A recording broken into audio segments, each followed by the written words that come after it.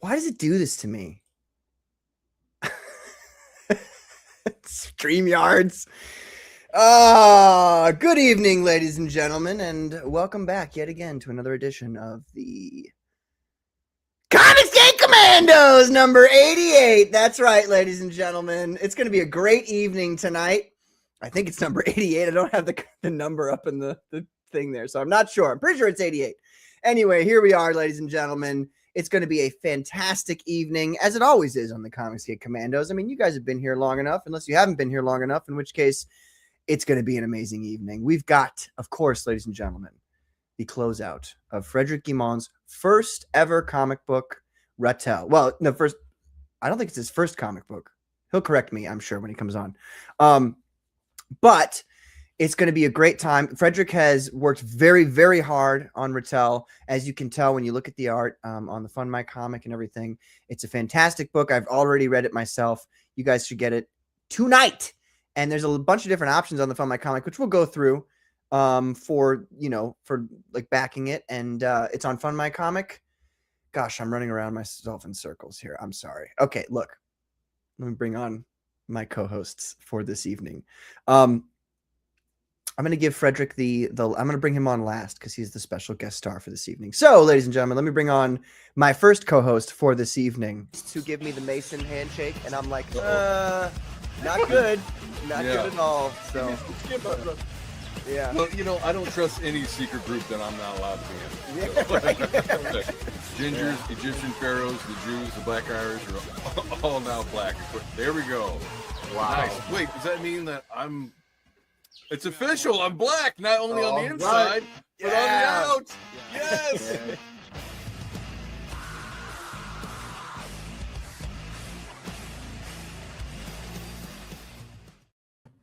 Yeah. Ladies and gentlemen, it's Aaron C. What's up, Aaron? What's up, nice guys? Shirt.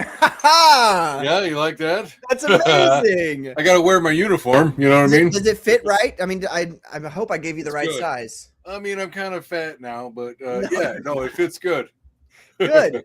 Dude, it's good to see you, man. It's been a while. I'm glad I could make it back. See, normally I've worked a long day, or I also play D&D on Saturdays a lot of times. So I'm really? Freaky. So, but I know you've been doing that for like what, 20 years or something? How 15 years? Yes. Well, same table, like long time, whole generation. But I've been on vacation from work for like a week, and so no worky. We played today, but everything's over, so not a long game, and I'm ready to show up. Very good. Thank you for being here, man. I really appreciate it. Oh yeah, yes sir.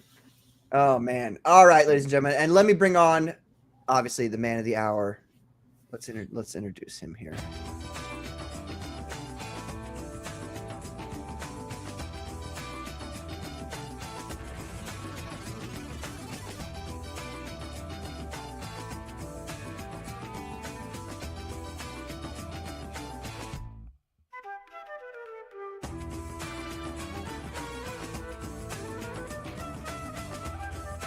Yeah, so save some room in your library, in your bookshelf for Ratel #1 coming out very soon.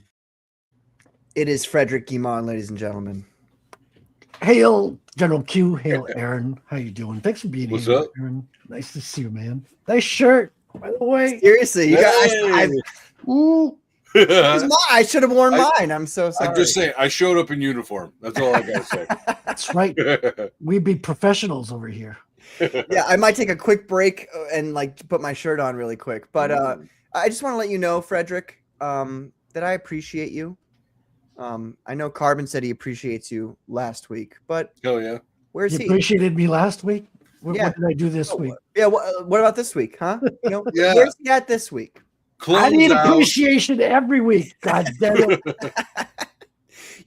Carbon not being here is bollocks, more like. But we're gonna keep going. Yes, it's okay. So, but it's very exciting. Gosh, thank you, Aaron, for being here too, man. Aaron, I really like when you're on the show. I really love having you here, and it's just cool. Thank you. Thank you for being here, man. I appreciate it. I mean, I wanted to be here for Ratel Closeout, so of course. And that's what the whole show is about tonight, ladies and gentlemen. The closeout of Frederick's first comic ever, Correct me if I'm mistaken. Well, Ratel. I penciled comics before. See, that's what I Nice. thought. Yeah, So yeah, I've yeah, had yeah. published comics before, but this is the first time that I've written, drawn, inked, everything. all It's, done. it's the first you, like your Yes. official. Yeah. Okay. That makes okay. Fantastic. Well, let's get right into it, shall we? Let me share some of this real quick. Let's check what we're at. Obviously, We actually got a backer while you were playing the intro, by the way. did we really? That's amazing. Nice. Isn't that cool? That's so sick. So we're not at 59 anymore. No, you Let's can refresh here. Yeah. Look at that, 60. Great It's the job. commando effect. That's what Yeah. I call it. So let's play this the original trailer first, and then we'll get right into it. Thank you all so much for coming on tonight. I really appreciate it. I especially appreciate Frederick Gaumont. I'm just gonna call him out tonight because I don't know, I want to make everybody else jealous, and also he's got a great name. Thanks for coming on, everybody. Frederick Guimont. Okay, that is actually a really cool scene. I really like that. That's cool. Damn. That looks really cool, Frederick. Frederick, what are you working on right now, man?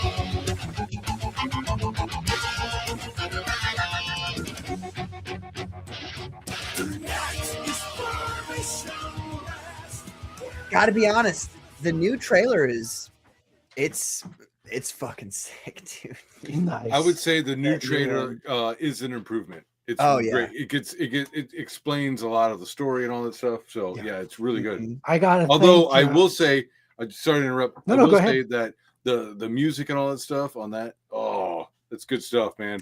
Yeah, that's I don't know good. where you got that song, but it's great. I'll tell you where I got that song on Tuesday. I'm inviting the musician on my show, so he's going to be coming on to talk about it. Nice. He's a Bitcoiner and a musician who does Bitcoin themed music from Brazil. Yeah. And I met him on Nostr and met him in person last year in El Salvador as well. And I didn't even see his face. He was wearing a mask, like in person. So Yeah. very anonymous. Anonymal is the name of the group. Anonymal. Pretty Well, awesome. Gotcha. That all checks out. And I've got to credit Salty for helping me with the trailer. Salty and Savage. Oh no, we don't. On this show, we don't give any credit to Sean Salter. Do we? Listen, he's been very helpful. He's like been giving me guidelines. He's been worked in the business for a long time. Salty's Patrick. amazing. Yeah. He No, knows I his know. shit. I know. Salty's And awesome. I've been throwing ideas at him, and he's been like, telling me what sticks and what doesn't, and helping me refine what I had. And then Savage did the voiceover, so the voice you hear is Rusty. That was Savage. Yes, sir. Oh, I was about Very to nice. dude. I was about to ream you. I was like, did you use AI? And like, because I didn't know who you would have used. So I was like, you didn't ask me to do a voiceover for your? I was like, oh man, this show was gonna end like right after this right here. I was gonna yell at you and then I end would the show. have you do the voice of the main character or something like that. That would be cool if it didn't have an annoying voice. By the way, that's one of the things about the new trailer. This old trailer opens up with me talking, and I cannot stand my own voice. Oh. So I'm just like, every time I listen to this trailer, I'm like, shut the fuck up, dude. Just shut the fuck. And then it gets to like, me not talking, and I'm like, okay, all right, cool. Yeah. Nah. It was Disagree. good. Well, first of all, hard disagree, but go ahead. Yeah, no, I was gonna say it serves as a good introduction. First of all, that was before we met. I was just in the chat on the Commandos, like coming in and saying stuff in the chat room, and then you were like, oh, one time you were like shouting me out, and I really liked that clip. So I was like, oh, I'm gonna use that someday, and boom, boom. So that first trailer was more of an introduction to who I am. Mhm. A lot of people like I'm new to the scene, right? This is my first book in Comicsgate. Right. People don't know who I am. It was a nice kind of intro into who and most of the art of the book wasn't even done yet. So that's why you have like videos of me at the drawing board Yeah. with black and white art, penciled art, inked art, and barely any colors. So Yeah. that's the first trailer. The second one, I've gotten every page colored except maybe the last one, but still I don't want to show everything even in the trailer, right? I want to I keep mean, yeah. I will say the second trailer is really good. So yeah, like I think the only thing I think I said, because you're like, hey, what do you think about this trailer? I was like, how about you cut out the shout outs? But what you did include, I thought that was really cool because like, I'm a creator too. So it's cool when someone's like, oh, look at this cool shit. And then you like want to clip that into the thing. Totally makes sense. Yep. Yeah. Speaking of which, just for later, Aaron, could you send me your all your links, please? In Sure. the private chat. Yeah. Thank you. Let me say hello to people in the chat here, ladies and gentlemen. We've got Adam Weber. What's up, Adam? Thank you for being What up? here. As always, he is first with the American flag, the greatest country on the planet. Thank you, sir, for being here. All 51 states, baby. Not yet. Not yet. No, look. I'm seeing it out in the future, Patrick and Aaron. Look, don't worry, guys. We're all going to be under one world government pretty soon anyway. So don't worry about it. I'm not black pilled. I'm orange pilled. Brother. Okay. I'm like Ethan Van Sciver. I'm always right, except I'm more always right than he is. Just so you know. Well, hard, but okay. We've got. See, I don't know what the names are. Like, this is the problem with the new StreamYards thing. I don't know what Raven Nevermore goes by, unless that is actually what he goes by. That's Raven. Nevermore. Raven is a regular co-host on Wrangler's Wing It on Mondays. Nice. But I was on his. I don't feel like I met him on Wrangler's show. Yeah, he Raven. didn't want to be there Did I? with you, you know. Oh, right. Patrick's gonna be Yeah, on. it does happen sometimes. Yeah, I was like, oh, well, I get it. He found my voice annoying, just like I do. Thank you, Raven, for being here. I don't Thank you, Raven. think that you were there. I'm sorry if I forgot that you were there. My apologies. But No, I believe he was out that evening. well, then I take that apology back. I'm just kidding. I'm joking. I'm just joking. We got the Squid. What's up, Squid? Thanks for being here, brother. We got Scribe Comics. What's up, Rosario? Thank you Nice for to see you, being Scribe. here. Of course, we have Michael Ferraro. Thank you, Michael, for being here. Appreciate Hey, it. Michael. Hello, Michael. Michael's in every chat. Like, I think Yeah. Michael, these might be Michael bots that are just reproducing throughout the internet, you know. Right. This is The alts. The Council of Michaels. He's accessed all of the universes of Michaels, and there's He's on all the streams simultaneously Right. in the Yeah. chat. Yeah. Well, we're hopefully going to have him on pretty soon as well. We got to batten out That'd be those cool. Cool. those Cool. specifics there. We've got Victor the Lore Seeker. He said he was What's up, first. But I Victor? think, you're first on Aaron's channel, not this one. Adam Weber beat you to it. But thank you for being here, man. I appreciate it. Hell yeah. We've got Wilberforce Wooster saying back the book because PQ tells you to. Thank you, Wilberforce. You should put that on the Yes. t-shirt, Patrick. Yes. Yes, that's what it should be. Also, Wilberforce, bro, you got some points in my book now because you did not capitalize P and Q. That's how I write my name, PQ, like that. So thank you. I appreciate that. Thank you very much. We have Wrangler says a whole lot of hola. What's up, Wrangler? There he is. Hola, Wrangler. Appreciate Wrangler. you. Wrangler's cool. Yeah. What's up, man? Wrangler, you want the link? Let me know. Let me I know. can send him the link. Yeah. If he wants it. If he says he wants it in the chat and I don't see that, I'm going to immediately, send it to him whether he wants it or not. yeah, that'd be great to have Wrangler on. I love Wrangler. The Squid says, "Wait, when did Patrick learn guest intros, brother? You've been away for a while, man. It's been a while. It's been at least 3 months. I feel like when I Couple came back months. from sabbatical. Yeah. Well, to be fair, the first couple of weeks you would forget. You'd play them after, and then you'd be, oh, Yes. fuck, I forgot the It's intro. true. Yes. We've got Readout Productions 1754. He says it's very simple. You give me an Akira variant, then I buy the comic. There we go. It's a winning formula. Yeah. And that is also Salty's fault because he was like, I want that Akira cover. He's like, what are you kidding? I was like, I was thinking this would be like an insert, like in the book, you'd have that. And he's like, no, I want the cover. So I was like, okay, well, if we get a backer on your show, I'll do the cover. Yeah. I Good stick stuff. to my word. So There I we made go. it a closeout variant. And that's why the new trailer ends on the Akira cover animation. Wait a minute. I thought I got that one. Does that mean I gotta go back and buy that one? Yeah, that one's new from a couple of days ago. So it's for the Okay. closeout. And if you got the all three, you could just send me like 1102 and I'll know what that means. I'll add that and I'll give you the 4 instead of just Send the you 3. 1102. What do you mean? Like on what? That's the difference. So if you got the all Oh, 3 covers for 50, Oh, I see. the 4 covers are 6102. 6102, which is a reference to the executive order to take back the gold in 1933. Ah. Right? Nice. All Bitcoiners know that number because when you put it backwards, that's the difficulty adjustment every 2 weeks. Miners know that by heart. But yeah, so if you back the first the 3-pack and you want the upgrade to the 4-pack, just send me 1102 and I'll know what that means and I'll update your order. No no extra shipping. You're talking about like PayPal or something? No, you can send a contribution without see. anything on Okay. FMC. That yeah. So Raven did it just before the show, so he sent me 1102. So I see who it is. I'll match that with your previous order. There's no extra shipping, and I'll just upgrade the pack. Nice. Brilliant.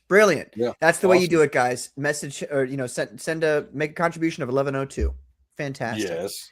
We got Liam in the chat. He says, "Hey lads, what's up, Liam? Thank you for being here." Nice to see you, Liam. We have Art Haida, ladies and gentlemen, shilling the F out of this on X right now. I've been busy, but I wasn't about to miss watching today's Commandos live on Frederick's big day. There we go. Yes, sir. Thank you, Art. I appreciate it. Art, you're just there's a lot of people in these chats who are just top-notch people. If I don't mention your name here, don't get mad. It's just that people top of mind, Art Haida, Chuck Reardon, Michael Ferraro, like these guys. I mean, you guys are always helping out people. Skeleton Core? Skeleton Core Comics. Where's he at? Is he later down in the chat? No, he's right there. Okay, he's there. My bad. But a special shout out to Art Haida. He was one of the ones who also backed who was pushing me for the Akira cover. Like he was following me, messaging me on Twitter. Hey, when's that Akira coming out? Yeah. And I was like, oh yeah, I'm working on it. It's going to be ready for the closeout, all that. So he was really pushing, and he even backed a piece of original art yesterday. So thank you very much. Awesome. Art. Yeah, he got the last page of the book, actually, page 24, the closeout page. When you're doing those you look like you're doing a Trump. Wow, he's such a great guy. He bought He's such the a great last guy. page. Art Haida's the best backer. No other backer beats him. Right. Best backer of all time. Don't ask can't me. beat That's that. what You everyone can't beat says. Right. Backer like Art Everybody Haida. says he's such a Everybody. great backer. Best backer of all time. We've got ID Crisis Design. What's up? He says, back Hey, Ratel, what's up? or you are a dark red communist and your DNA twists in the opposite direction as everyone else. True. That's actually a fact. It is. Yeah, I checked he knows. before the show. That is actually that's true. Yeah. Oh, we got Skelly. He says, I saw that, Liam. That was freaking brother, Skelly. Grammar, brother. What's going on here? I saw that, Liam. Period. Oh. Capital T. That was freaking wild. I'm just fucking with you, Skelly. Imagine something like that militarized, like an anti-infantry spear drone or something. Yeah, the military never tells people about technology that they already have 30 years later. Uh-oh, we got Jeremy Burtz. He says, hello. What's up, Jeremy Burtz? Thank you for Jeremy. being here. This is a missed opportunity. He could have gone the extra mile and said hello there. I'm just saying. Do better. I'm just kidding.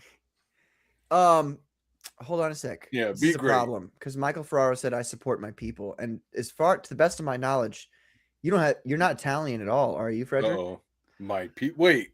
Yeah, He's what talking kind about of- comic artists, What Patrick. kind of racist shit? no, are I'm you pretty sure he's talking about race. Yeah, I'm pretty sure he's talking only selectively about race. my Maybe people. white people. I don't My know. people. What? The Israelis? What do you mean? I only back my kind. Anyway. All right. Hold on. I got a cool video that I well, no, wait a minute. Hold on. I'm sorry. I messaged you guys, Yes. Katie and you on the show last night, Frederick, and I said good luck, and then I went to bed, and then I worked for a long time, and then I just came home. So my brain is mush right now. So I'm trying. I'm sorry if I'm a little, which is that's sign language for back and forth. Everybody knows this, Well, but while I'm your sure brain is people at loading, home don't know it. So I have a special offer tonight for people watching the Commando show. Ooh, Oh my what is that? It's hello. So Very I haven't intimate. sold any of that. So I have 3 items of original art on the campaign that have not sold, and I want to make it a little bit more interesting tonight. So if someone backs a piece of original art tonight, I will throw in this piece right here, which is oh yeah. the Cyber it's your Frog cover for Warlock magazine, which came out in October this year. So this is the original black and white drawing. So the Warlock blue logo was printed because I had drawn it on another piece, but the rest is hand drawn on here and hand inked. So this is Ratel printed paper that I use now. That's going to be on every issue 2 piece. But this is the Cyberfrog homage that I did on the Warlock. So if the first person to back an original piece of art on the campaign, if it happens tonight, will get this as a bonus. So I just wanted to throw that in there for the Commando. Amazing. That's a fantastic deal. Let's look at the original art pieces that we have here so people get an idea of what they can back here. So we've got, Frederick, I'll let you tell it. Yeah, so this is one of the anchor images. Well, you can see them if you scroll down. But 250 for that one. This one, This yeah. is this piece. So this is a single Ooh. page that's kind of an anchor image where you see Razum for the first time in the book. And there's no panel cut out. Everything is organically kind of laid out to make it feel like you're spending an evening out on the town, because she's walking down the club area on Crescent Street in Montreal. So everything's kind of flowing one thing into the other. That's kind of the idea here. And the other 2 pieces, I believe, are double page spreads. So we've got this one. This is the piece. This right is here. the piece. So this is the one. Yeah. This one I think is the most emblematic one of Ratel, Yeah. because this is the For classical superhero in an alleyway, meeting the henchman, going after the damsel in distress who's jumping on the what do you call them, the fire escape ladder there, and he's just like swinging in. You got onomatopoeia. And every brick is drawn on this piece, folks. So this is a very, very detailed piece. So this is, I think, page 18. So no 3D assets on the brick wall. Got it. Not at all. Not at all. I drew every single one of them. And you can watch me like on stream draw those as well. And the last piece is the double page spread kind of at the center of the story, page 12 and 13. Yeah. You don't have that image up on the page. Oh, yeah, there it is. Yeah, there it is. It's right there. So those are 2 pages taped together and folded up. So you'll receive it folded. You can unfold it and display it. And that's one of the most beautiful set of pages in the book. So anyone who wants to get the original art, I will throw in the Cyberfrog Warlock cover tonight. What a fantastic deal, folks. Take advantage of that. Gosh, these 2 pieces are probably my favorite. I would say between these 2, so I like the cityscape more on this one, but this like pose for Ratel, I think, is really dynamic. You know what I mean? Like, because you can see that he's like slowing, he's like stopping. You know what I mean? He's pulling it back to like, hold on a second, what's going on down here, kind of thing. This is like a classic Ratel image for me. Nice. So yeah, guys, get that. Back it if you can. If you can't back one of the original pieces, it's okay. There's still a bunch of different options to back here. We've got the all-in cover here, the 1 through 4, 6102. That's that right there. So the This one one. above that, no, the one above This one. that's iconic to your brand. Yes. Good. Yes, it is. Yeah, that one's a favorite for a lot of people.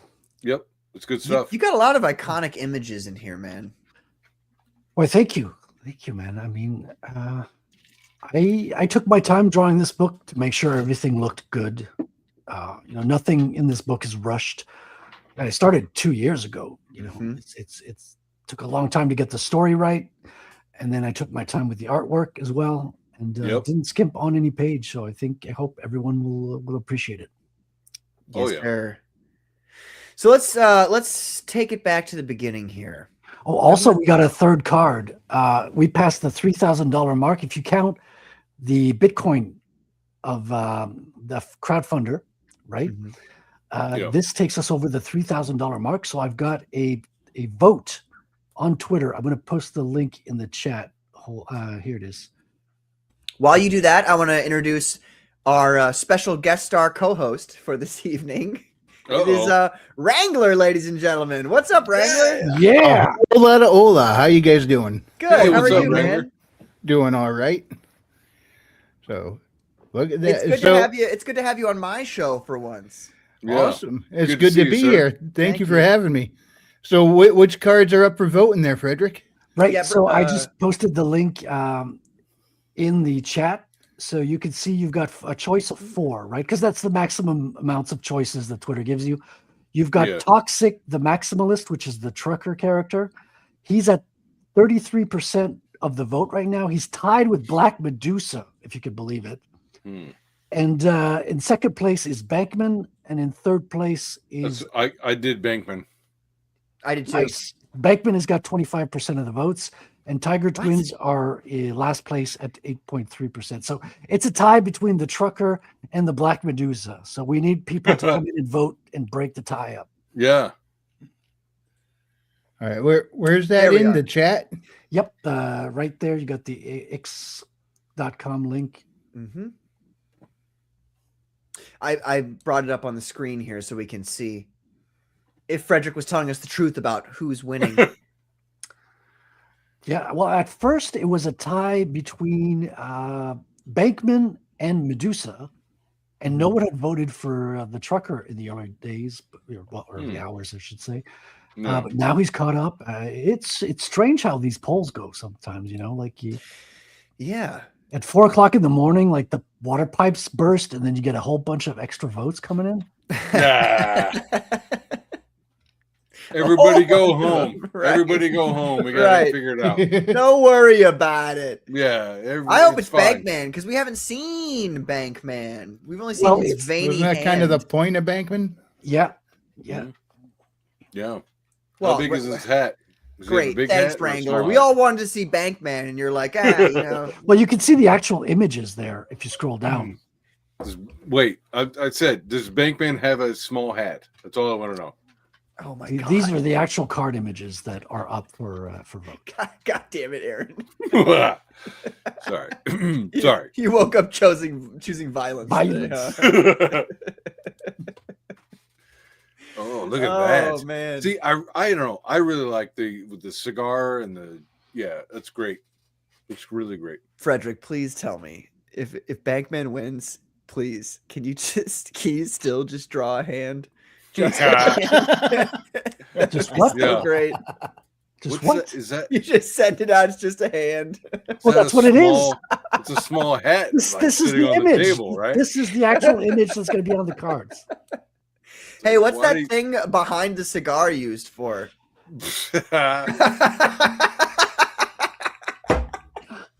Patrick is. No, we're not going to do that. I'm sorry. We're not going to do that It's to you. We're fine. not going to do that to you Behave. tonight. I'm sorry. Wow, Yeah. Patrick. See, I can not behave. I'm always behaving. Okay. When I'm on other people's shows, I don't behave. On my show, I behave. Sure. Anyway. Jan. So Frederick, Yes, sir. the folks at home want to know, what was it that got you to be like, okay, I want to make a comic book? I'm sure you may have said this on other people's shows, but I want people here to hear it. What is it that made you inspired to make your own comic? Well, actually, I'm going to treat you like a regular guest here. One, wow, what we is get it? the special treatment for once. Yes, that's right. Yeah, there was a joke I was going to make there, but I'm not going to say it because people keep calling me names. So first, what is it that brought you to Comicsgate? And then secondly, what inspired you to make your own comic book? Right. So the inspiration for the comic book, I think, came first before. I was watching Ethan's streams back in 2018 when he was like talking Rose Tico and Star Wars stuff. So I got into his channel back in the day. I wasn't fully into the whole Comicsgate thing at that point yet. Now, I had grown up wanting to make comics. That was my whole goal in life for the longest time. And I came so freaking close. I was accepted in the Joe Kubert School of Cartoon and Graphic Arts in New Jersey. Nice. I think it was in 92 or 93. Whoa, nice. And they were like, okay, well, you're accepted. You're like actually one of the top 3 candidates we're expecting this year. And then I talked to my parents about it, and they were like, yeah, we don't have any college money. Like, we didn't even, my parents didn't even finish high school. And in Canada, you get free schooling. So no one has any money set aside for school. There was like, it was completely schooling. Like, it's not even a thing to send me to another country to a paid school. That was not going to happen. Mm-hmm. So I went to art school here. I figured I'd try to apply straight to. You didn't consider taking out a student loan and totally fucking the rest of your life? Maybe I should have. Maybe I should have. I was like 16 or 17, so I was like, I had no credit to my name. I mean, I did take up a student loan, but in Quebec, like I got into debt for like about $5,000, which is nothing, right? It's ridiculous. Yeah. So I went to art school here, and I tried to break in. I could not make it happen. I got a contract for a private person who was trying to get a movie deal. So his idea was to make a comic book out of his movie script. So I adapted his movie script into a comic for 3 issues. Candy Apple Black, it was called. 24-page issues? Yeah, something like that. Yep. Very standard. And you can find those on eBay today. I had used a pen name, but those books are still available. I got my copies right. Are you allowed to tell us your pen name? Yeah, it was an Egyptian name that I thought was cool. It was Jezer. I thought, oh, this is cool. Whoa. But everyone looked at it and was like, oh, DJ. They called the DJ Ezer. I was like, I'm not a DJ. So I fucked up with the name. So I was like, oh, okay, I'm going to scrap. Is silent. Yeah, right. So I gave that idea up pretty quickly. What, you guys don't like Django? The D is silent. Yeah, Django Unchained. Come on. Yeah. That's the problem you took away with the name Jezer. Just saying. It's not Django? I've been getting it wrong all these years? Regular. Jezer. Anyways, sorry. Continue. Yeah. So that worked out for about a year. And then I went on to do some other stuff. I eventually adapted George Orwell's 1984, tried to earn money doing something. It was about to go into a public domain in Canada, Russia, and Australia the next year in 2004. Yeah. And it worked out for a little bit. I was able to sell some posters, get the project started. I ended up getting a connection with hackers in New York and doing the visuals for their conference in 2005, I believe, or 4. So every couple of years I was doing the visuals. So I kind of got into that space for a little while, could not make the comic book kind of thing work out financially. So the debt started racking up, and just trying to earn a living as an artist was the bar was high. Yeah. And the debt was getting higher and higher.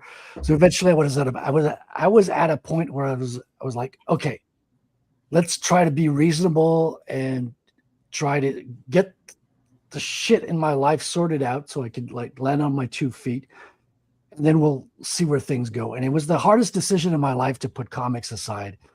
It took me years actually to say, okay, let's put comics aside for a time. I went back to school in computer networking, learned programming, built my own website, went and did website work for a company here in Quebec that did, Linux stuff, website stuff. Yeah. And so I got my shit sorted out, discovered Bitcoin. My website was called Character Creator. You can still see it today, charactercreator.org. It's a nice like paper doll game where you can like dress up characters and stuff. Nice. That ended up getting a lot of traffic for a while. I got about 400,000 visitors a month for Damn. a while. It's gone down now. But I was able to pay the rent in the first year I was working on Ratel. So it kind of paid for the first year of putting this project together, Okay. which is nice.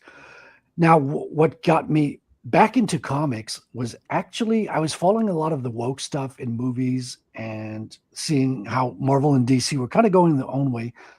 And one day I was just walking by my old favorite kind of comic book spot, and I hadn't been there in a long time because it's, when you quit comics, it's kind of an ex-girlfriend thing. You don't want to see her. I wasn't buying comics. I was kind of like put that aside because I loved it so much that it was painful to be in contact with my biggest dream, right? Yeah. And not go fully into it. And so I was just walking one day and was like, oh, let's go back into this comic shop and see what comics are like nowadays. And I saw this beautiful hardcover bound James Bond comic, like this thing. I was like, wow, look fantastic. Nice. And even like a cloth, like page marker. Whoa. I was like, oh, this is the shit, man. I'm buying that straight away. Get that home, start reading it. And it was the wokest shit ever. I was like, oh, I forgot what day and age this is. Like James Bond was sitting in a kid's chair, in a high school chair when he was meeting in MI6 because they had cut the budget. There's no love relationship. He almost makes out with this chick who ends up being an enemy. And I was like, oh, man, this is like, and that was about the time I was like, I could make a better comic book than this. Was the thought that crossed my mind. Yeah. And I'm kind of a guy who's like, put your money where your mouth is. Don't complain if you can actually make a difference. Right. Yes, sir. And I was like, I should get back into making comics. And I was like, kind of realizing my debts are paid off. I'm kind of in a good place right now. I wasn't working because I had just been laid off from my computer. The company closed down. Yeah. And I was like, okay, well, the stars are pretty much aligned right now because my rent's paid for. I got Bitcoin. If everything fucks up, I have a net. Yeah. Let's try this. Let's make a go for it. And before you continue, can you back up just a second here? Because obviously this comic is very about Bitcoin. Yeah. So can you expound upon like how you got into Bitcoin, how that whole thing happened and created the net for you? Yes, sure. So wait. Hold on to your butts. Okay, let's go. All right, I'm going to need another glass of wine for this. Take a shot. Yeah, take Remember, a shot. Patrick, that you're the one that asked me this question. All right, let's do it. I know exactly what I'm doing here. Let's go, baby. Oh, you think you do. You think you do. Take a shot. So I had seen Bitcoin before in the news. I had scrolled past it on a Slashdot article and kind of ignored it. It was like a digital money. Yeah, okay, that's cute. And then I had a buddy of mine who was buying totally not illegal stuff on the internet. And at that time, I was like, well, how much is Bitcoin worth? It was like $300. I was like, oh, shit, man, that's expensive. I'm way too late on this train, right? It's $300. It's freaking overpriced, right? And which is what everybody says all the time. Every time. And then I kind of ignored it for a year or two. And then I had a buddy of mine who was like really annoying because he got like an account on Coinbase and he got a reference code.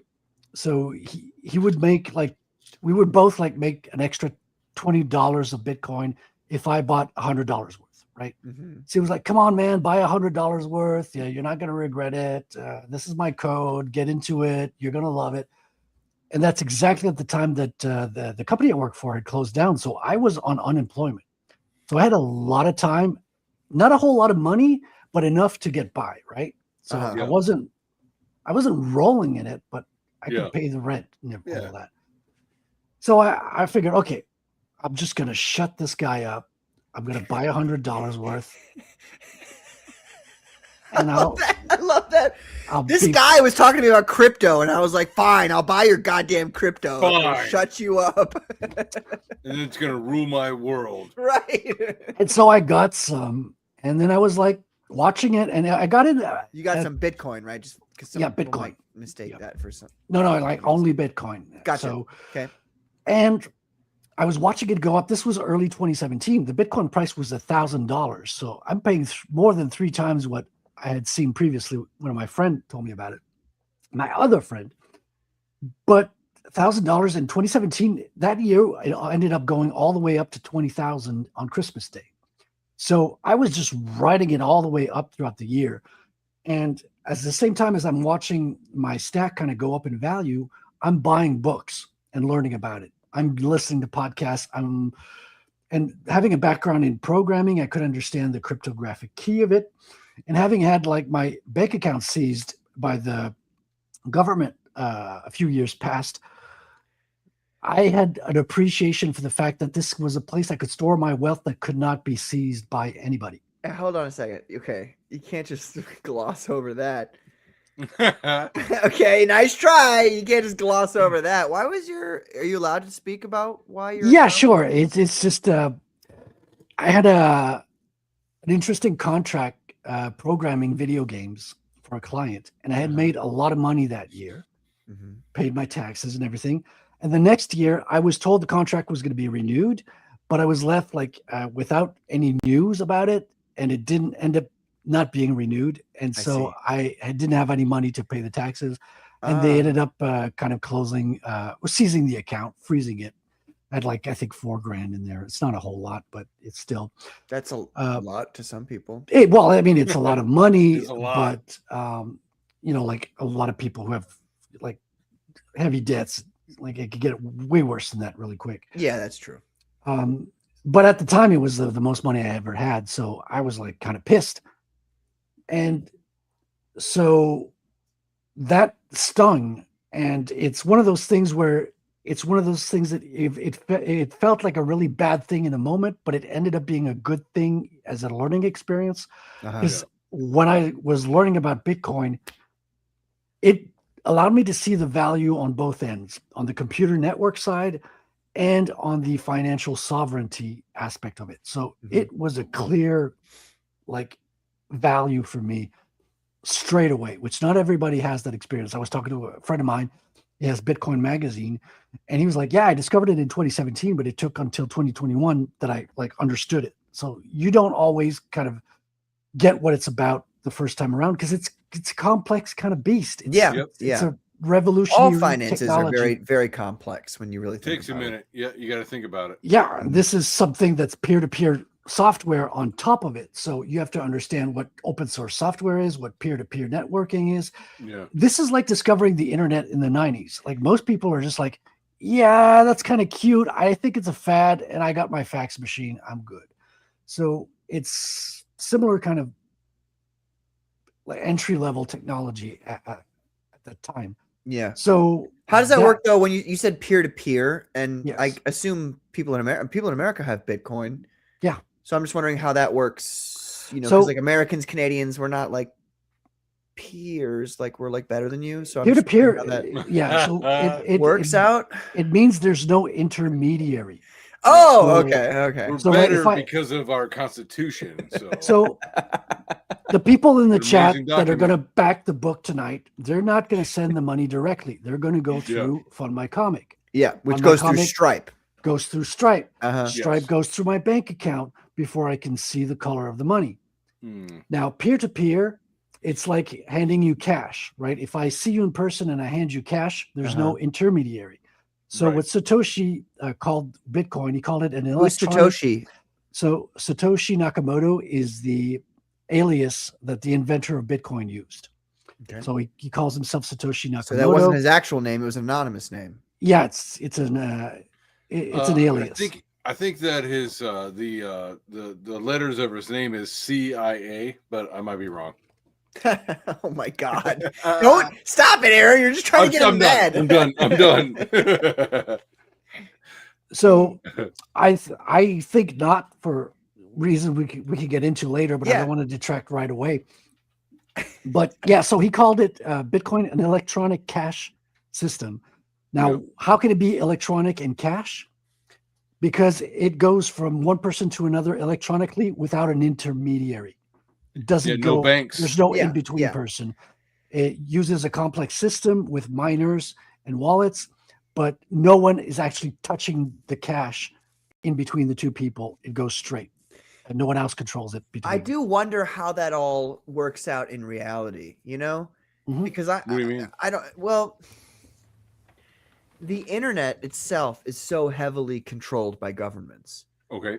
And so but look, I'm very technologically It's kind of literate, like so I piracy, don't right? understand. It's kind of like torrents, right? Okay. So when you download torrents, Mhm. you're getting a torrent file that's just a pointer, and you're going to be connected with other people who have the file. Actually, a bunch of other people who have the file, Mhm. and you're going to be getting bits of that movie or file coming from all different sources, Okay. and no one can stop you. No government, no police agency can stop you from Why? getting those files. What is it that makes it unstoppable? Well, because you're anonymous, and you're making connections through the internet. How are you The anonymous? 'Cause, like, your decentralization IP probably plays a big part of that too. Say Is again, Wrangler, I didn't hear you. Sorry. I said excuse me. The decentralization probably plays a big part of that, being unstoppable. Yes. So if there was one central server that took care of everything, the police would knock on the door. Hey, open up. We're taking the servers. It'd be over. The fact Okay. that it works. Why don't like they a crack holiday. down on all the servers? That's my question. Well, they would have to crack down. They would have to find them all in people's homes in every country. and in it could every be continent. international. Yeah. So it would have to be an international movement to destroy. And Yeah. it is. Bitcoin is what you're It saying. is. So they could have destroyed Bitcoin in the first couple of years, but they laughed. Nobody took it seriously in the first couple of years. The first couple of Right. years, it wasn't even worth anything. It was just like it wasn't worth more than your Pac-Man high score in a video game. It was just a number you'd pass around. Oh, I got 50 Bitcoin. Oh, whoop-de-doo. It wasn't. You can buy Hey, anything. don't talk shit about Pac-Man, bro. I'm just saying. I'm just saying. So the first years, so it was just the geeks that was like, oh, this is interesting. This is fascinating. So it was just geeks who were into the technology that was spreading it.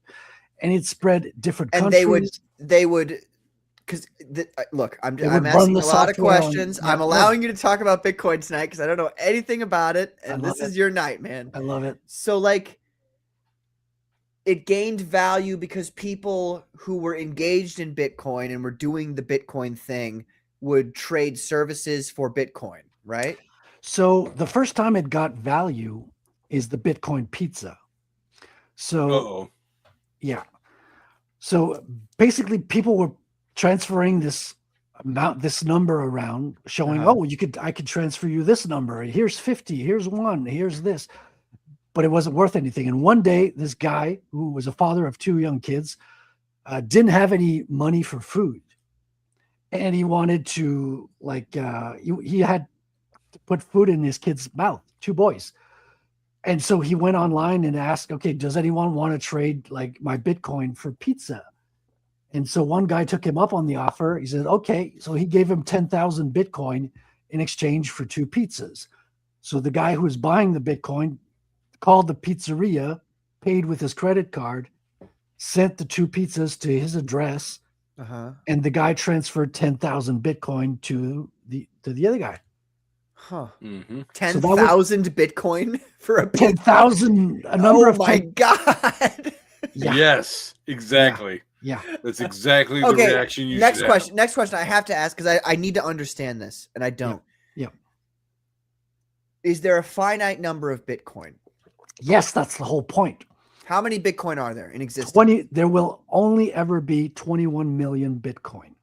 21 million. Why is the number 20? Is it a specific reason, or is it just they just chose? It just kind of happens this way. So the way Bitcoin is given out, it's every 10 minutes, there's a new page of the ledger that's sent out, right? Mm-hmm. So when I send you Bitcoin, when you send me Bitcoin, we enter And the it. ledger is universal, right? Yes, everyone has a copy of it, like a hologram. Okay. Like everyone who runs the software. It's network versal or whatever. Yeah. Yes, it's Yeah. on So the But you network. know what I'm saying. Like it's Yes. across everybody ever. Yeah, if you Yep. were to run the Bitcoin program at home, you'd have a copy of all transactions since 2009. Yep. Okay, wait a minute. Before you keep going further, so everybody can see specifics of transactions or just like numbers of transactions? So you just see the addresses, so numbers and letters. So you don't see the name You of the see person. like locational addresses, No. You IP see- addresses. No, Bitcoin addresses, which are just letters and numbers that are kind of like meaningless garble. Yeah, it's just But that account that's blocks like of your data. Bitcoin account is what you're saying. Yes. Okay. All right, continue. Sorry. Yeah. I just need So which question was I answering at this point? I asked you how many is there a finite number of Bitcoin? Yes. And then Okay, you said so- 21. So how do we get to 21 million? Well, so Satoshi kind of decided, okay, so there's going to be Bitcoin coming out every 10 minutes. Okay. So every 10 minutes, you got a miner that will mine a new block. A block is just kind of a page in the ledger, right? It's just a list of transactions. It could be anywhere from 0 transactions to the block can be full. So however many transactions that is. Okay. So he puts out a block. So people compete, miners compete to put out the next block. So they look at all the transactions that are out there. They take the ones that are the most, that make the most money for them. So say I'm going to send you some Bitcoin. Yeah. What I do is I'm going to send you, say, like $50 worth of Bitcoin. What I do on top of that is I add a transaction fee, which is voluntary, and I choose what that transaction fee is. Now, if I'm not in a hurry, I'm like, Patrick can wait. Like he'll get this week. I'm in no hurry. I'll make the smallest transaction fee possible, and it'll cost me less. And if I'm like, okay, I need for Patrick to get this money right away because he's going to take action as soon as he gets the money, Mhm. I'm going to pay a higher transaction fee. I'm going to, grease the wheel a little bit more. I'm going to add. So what happens is you put more transaction fee on top of your transaction. Bitcoin miners see that. What they do is they take the cream of the crop. They take the transaction fees that are the most profitable. And if there's very little transactions, they take all of them, right? So that's why eventually, even if you have a low fee, you'll get in line because eventually they'll run out of transactions and they'll pass everybody. It's just those who grease the wheel get there faster. Oh, okay. So miners are just machines that do kind of a math problem to be the first to get the solution. And the one who is the first to get the solution is awarded the block. And that's where the Bitcoin mining happens. When you are awarded the block for your reward, which is they call proof of work, you get the Bitcoin reward. Now, the Bitcoin reward started in 2009 as 50 Bitcoins every 10 minutes. Now, this happened for 4 years. And after 4 years, it went down to 25 Bitcoin every 10 minutes. And then after 4 years, it went down to 12.5. After 4 years, it went down to 6.125. Now we're at 3.125 or 6.5, whatever. You get the idea. So it's halved every 4 years. And now we're at 3.125 Bitcoin. That is a reward every 10 minutes. In other words, like $300,000 every 10 minutes is handed out. Oh my gosh. Plus the transaction fees on top of that. And Patrick is taking care of business in the background. Meanwhile, I have to stop dragging my feet and take actual custody of my Bitcoin. Yeah, you have to get a wallet, get a good Bitcoin wallet. You can get Wallet of a Satoshi is the simplest one to get. You can just download it on your phone, install it, and then you can start getting transactions. Okay, so how much do you think the Bitcoin will be worth in your lifetime? I mean, it depends how much money they print, right? Because like even if we say like 1 million, Yeah. what is worth 1 million right now, in 10 years, 1 million will be like lunch money, right? Because if they keep printing. So today I bought a 20-ounce Dr. Pepper for my son. It was $3. It used to be like $1, right?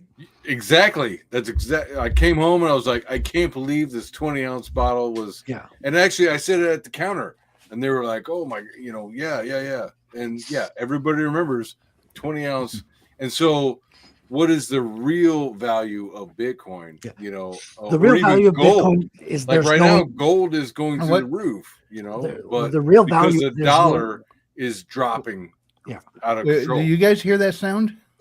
I do. Do you hear it too? It sounds like an otter squeaking or something. It does. Wait, what? Whoa! We got Lord Otter, ladies and gentlemen.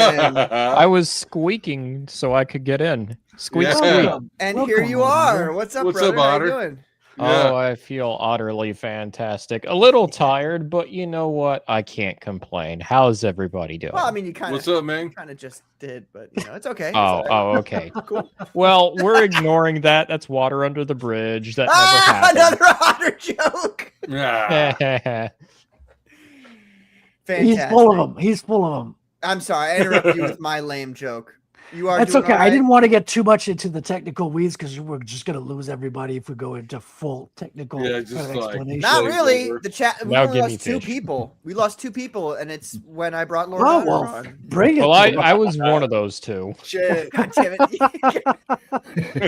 well, we can't didn't lose admit him. We just screen, bro. moved into the panel from the chat. That's wonderful. Yes. Precisely.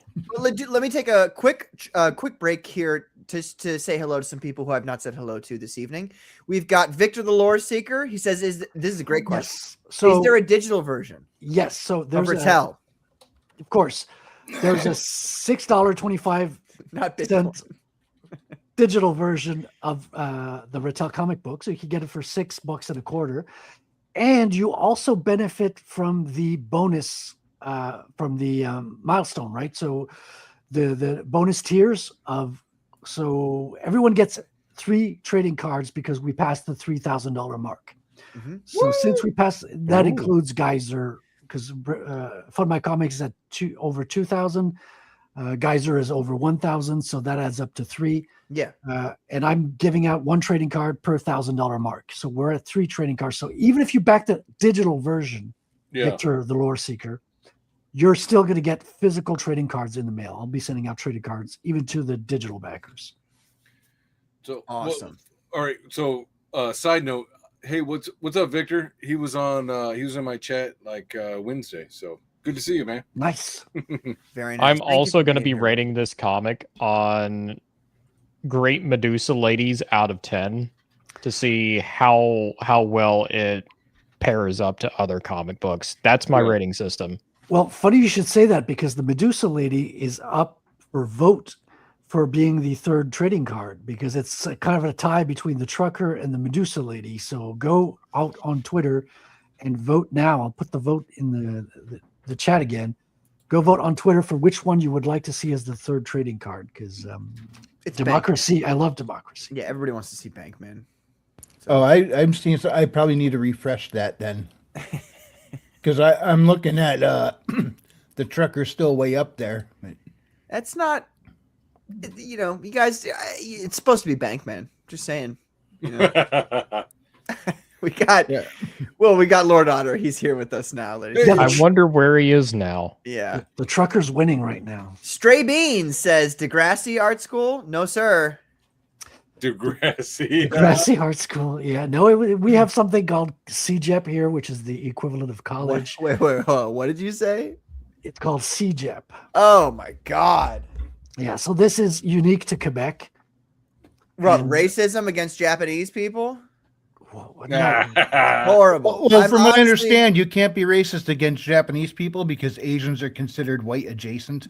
Oh, all right. Well, you lucked out this time, Frederick. But- Very close. Very close. Yeah, but you get like philosophy classes, French classes. I even had English classes, which was the easiest fucking class of my life. Is like, Not the French ones? the French is fucking hard, dude. Like spelling, like writing down French, even if it's your first language, is fucking hard. Don't even get me started on the numbering system.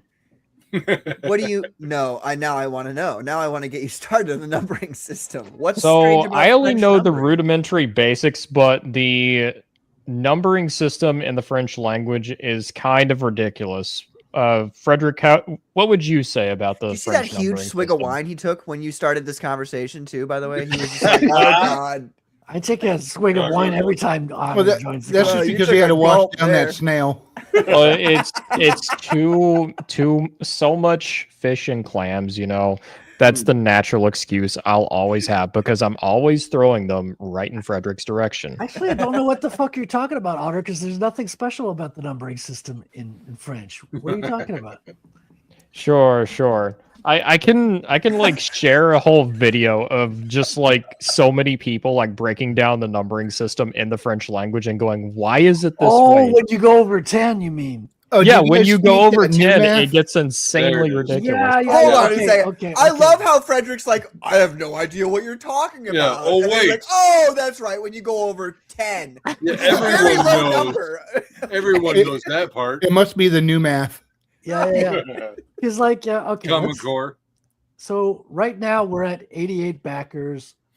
So you say 8, right? 88 in English. Yeah. So in French, it would be 88. So 428.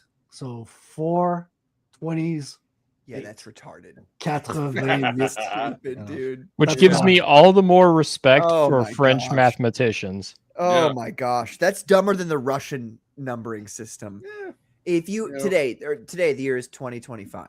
In Russian, you would say 2025 instead of and it may sound easy, but it's Yeah. it's actually not because you would say Yeah. 2028. Did anybody read that book, 1985? Yeah, right. Exactly. Well, it's the same in Minus French one. for that. Yeah. But like if you go like if I don't want to say 92 in French, it would be even worse. It would be 92, which would be 42012. That's- No, I'm just, try ancient Sumerian. That's so So- dumb. Well, this is confusing. I don't know if I'll ever learn to speak metric. I'm out. We're not Wait, even hey, metric. Aaron, We're just Which numbers. one of us went to the moon? That's Aaron, all this I'm saying. is Frederick's tangent and rant day. Okay. Oh, yeah. It's not Yes. mine, so you can't mention Sumerian. Oh, Now- yeah. Form. You can't mention giants. You can't mention religion. Yeah, just- Freemasons. yeah, Got it. exactly. And You right get now it. in Canada, we're going full communist. We're under the liberals, so we use Arabic You numbers. can't mention communists either. Sorry. Oh shit. Are you being are you joking there? Or are you being serious when you say using Arabic? Oh, We He's being are serious. using Arabic numbers. I'm not Oh, joking. Well, we Of all course. kind of Yeah, okay. kind of been that way. That's kind of. 1, 2, 3, 4. But you bring up a I'm good out. point, though, and I'm just going to say this as my one tangent for this evening. I know there's going to Yes. be more, and What? and then move on. But like, I love how like Arabic cultures were like super advanced and like super cool, and then Islam rolled around, and now they're all shitbags. Anyway, we've got Saboteur Comics who says, "Hello, all. What's up, Woo! Saboteur?" How you doing, man? How's the Zipatone going, Saptor? Are you going to answer, Saboteur? I mean, oh, Waiting. My Come bad. on. Then we've got Jordan Horst. He says, in Canada, we don't have the right to private property. There was an amendment to our Charter of Rights back in the 80s. Basically, if the government wants, they can take everything. Well, Well, you guys you're- actually still are answerable on. to the There's King and Queen of one England, thing that you too. can own in Canada: What's that? Bitcoin. Ah. I was about to say guilt. Is that what it No, is? because Guilt. you can store your Bitcoin in your mind. So it's one thing that they cannot seize from you physically. That's the beauty of Bitcoin. Which is a fantastic segue to bring back up the main character of Ratel. Yes. Ratel. I Which don't know is how you French say it in for- French. It's French. It's Ratel. It's French for honey badger. I said it there. Yeah, honey Does badger. Ratel give a shit? No, No. he doesn't Well, care. he He doesn't does give a not. shit. He He just does takes not. what he wants. He gives Oh, zero French- fucks. It's French for a billionaire. Oh man. So for those of you who don't know, Frederick said it a million times, so I want to say it because I know this information. This gentleman here, Remy, your Savage pronounced it wrong, didn't he? Admit it. No, he's Admit it. close. He's close. I Yeah, had but to he give close, him- but not right, was he? He wasn't right, was he? No, you pronounced it better. Patrick. Yeah, that's right. That's what I thought. Anyway, Remy has his entire Bitcoin like access codes stored in his brain while Correct. he's in the Slammer, the Canadian Slammer. Yeah, so we call that a brain wallet. So it Brain just wallet. means so it just means he's memorized 12 words. Yeah. Kinda Well, like it's better Wait, than his prison wallet. I'll say that. Yeah. much better. Was Is that it those different same than, 12 words that set off the Winter Soldier? It's up here instead of being, well, I'm not going to get into that. Is that different from his ham wallet? What are we talking about? It's fine. I'm done. Much better. It was a nice try, Aaron. Let's be honest. But Lord Honor already beat you to the chase with prison. yeah, it's fine. But anyway, yes. So yeah, he's got it stored in his brain. So you guys can have Bitcoin because they can't take at the moment, they can't take your thoughts from you. Well, they could torture you, The so, moment. but it's up to Yeah, you. but only if a you- pussy would give in to torture. Right? You know what I mean? And you have to remember it under torture. As well. Yeah. Right. We've got Catalyst Vault. He says, wouldn't doubt it. And he was responding to something.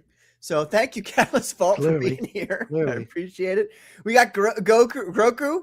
What's up? Ghost Goo. Ghost Goo. I know. He changes his name, so Ah. For a We got second, I Goku thought you here. said Goku. I'm like, wait, Goku entered the chat? No, if Goku Yeah. entered the chat, I'd shut the show down. I Shuts up. really hate Dragon Ball Z, and we're not going to get into that Oh. rant. We're not going to Who get into that wins? rant. Don't Wait. stop it. No, Who wins, Superman or Goku? Superman easily. I Goku's think a it bitch. depends on the day and who's feeling a little bit better that day. Yeah, it's We're a not How gonna many do this. times No, have we we're not seen doing the Dragon Ball Superman? Z talk. We're not going to do that How many tonight. times have we how seen many Superman times- get knocked around by Solomon Grundy? How much time do we have for power ups? That determines the answer to that Oh question. my god. That's true. Yeah, so yeah, if Goku can stand there for 5 fucking minutes yelling at the screen, then he might be able to win. But if Yeah. Superman's You mean still more like stupid- 5 episodes? Come on, man. No, Like Dragon Ball Z seriously, fights? yeah. Oh, that's why he So- yells to power so up? I thought he just dumb. needed a laxative. It is So- very much shonen anime pacing.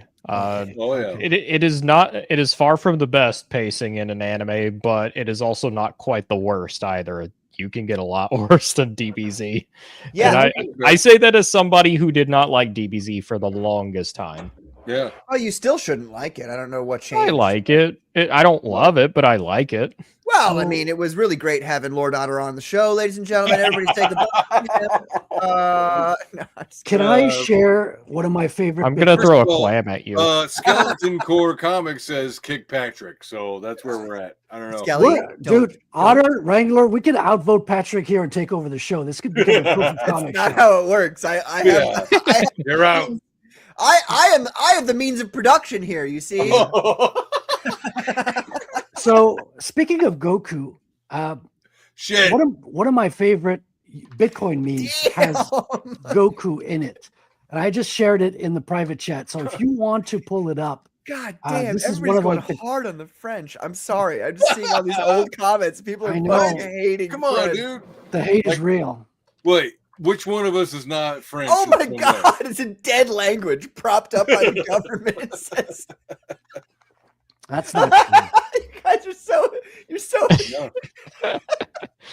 We got Tenkage. What's up, Tenkage? Hail Tenkage. Thank you for Pronounced being here, 10 man. cage, but we're happy to see you, Tenkage. I said Yeah. 10 cage for the longest time. Stop it. Yeah.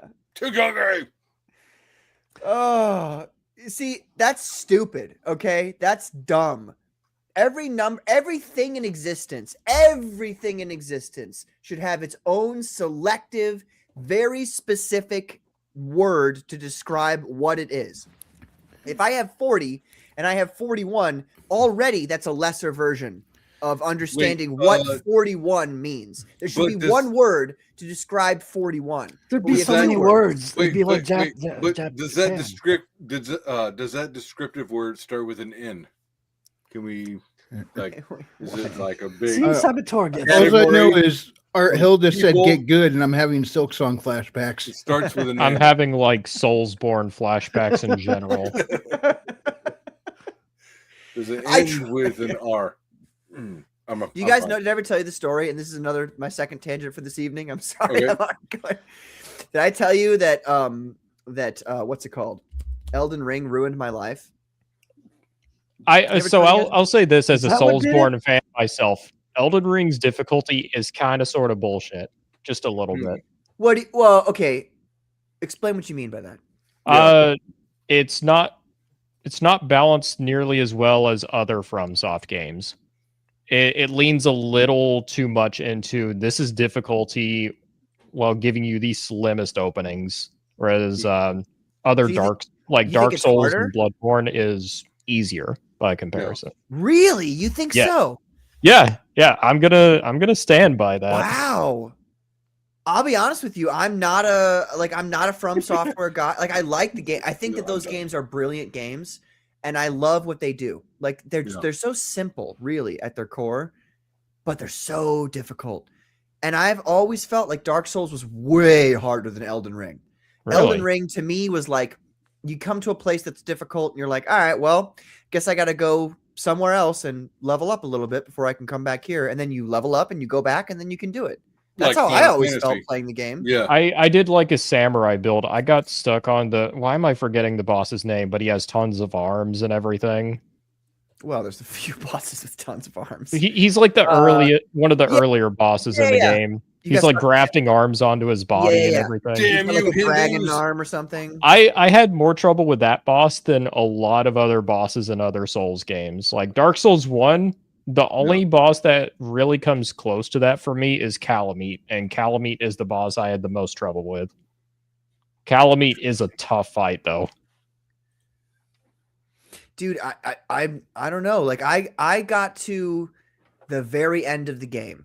I got to the point where the Elden I don't remember all the words and everything, but the tree was on fire. Obviously that was a choice I guess you had to make. Okay. So it was like the whole capital was covered in embers and stuff, and then I stopped playing the game because like I said, it ruined my life. Stop this. Don't. What did I do? What did I say, Michael? Post later because it's been so. Yeah. I'm reading these comments now. Post down below what I said. Oh, because Dragon Ball Z. I don't care. Okay, Yeah, I don't speaking of care at Dragon all. Ball Z, Patrick, do you want to play the meme Superman I wins. posted in the private chat? Yes. As I hold on, I have to get through these chats. Yes. One Piece has even worse pacing than DBZ. It Don't even does. start me on One Piece. One Piece is like, oh, some of you guys who like dabble in the anime. I dabble in the anime. I've The dabbled anime in or the the anime. Netflix because they got a Netflix adaptation. Some of you guys who dabble in the anime, like you are capable of imbibing some like just mediocre shit and thinking that it's good. And Yeah. like One it's Piece is dynamic. one of those. Right. One Piece is one of those things to me. One Yeah. Piece is just like, what is this? Like nothing. Okay. I'm not gonna get another tangent. I promise. Anime is atrocious. Anime is not. It's not entirely. I mean, there's some really good anime. There's some really Yeah. great anime out Robo there. You Cat. know. Ninja Yeah, Scroll, That's true. Ninja Scroll, Full Metal Alchemist. is Yeah. really good one. Cagliostro. Yes. I know people don't. Apparently, this is a hot take, but Attack on Titan, I think, is the greatest show on television. Okay, Personal. we can't be friends now. I disagree. Sorry, I mean it's okay to be wrong every once in a while. You guys are The Titan powers are so stupid. I'm sorry they What do are. you mean? Like they're I like didn't basic? finish Is it. that what you mean? I roar and everybody forgets all of a sudden. Yeah, that's crazy awesome, dude. That's crazy.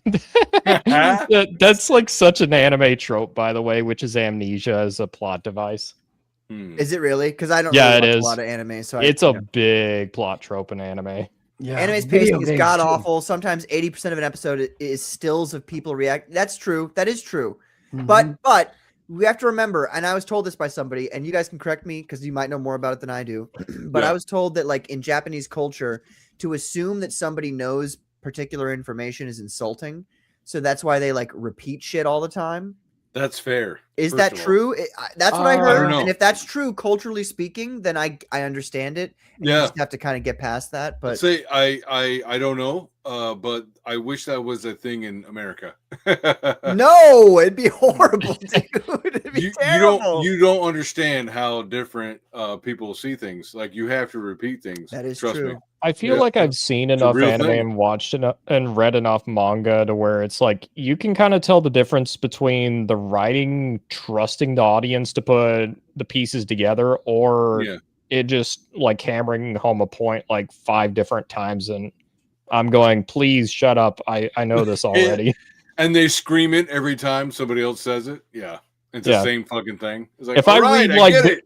if I read like Berserk, I feel like Kentaro Miura is like trusting me to go like, yeah, this is kind of messed up, or this is actually happening in the background. It kind of trusts you.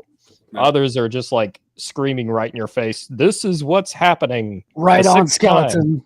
Macross Plus fucking rules. That's what I'm Is that saying. an anime? Robotech. Voltron did a lot of that. I Yeah, Well, it's Robotech, Robotech. but yeah, Macross. We got another backer, and I want to say, Hey, Congrats. I want to say thank you, but I also want to say something else because we haven't sold an original art piece yet on this campaign. Well, we have, but not one of the official ones. So I want to double down. Initially, if you got in early in the show, you would know that I am throwing in this piece to anyone who backs an original art piece tonight. And now we're at 10 o'clock and we haven't sold one yet. So I'm going to double down and throw in this piece as well. That's right. I'm putting in the 2 original art pieces of Warlock covers as a bonus to anyone who picks up one of the original art Show pieces the other one again, in please. the campaign.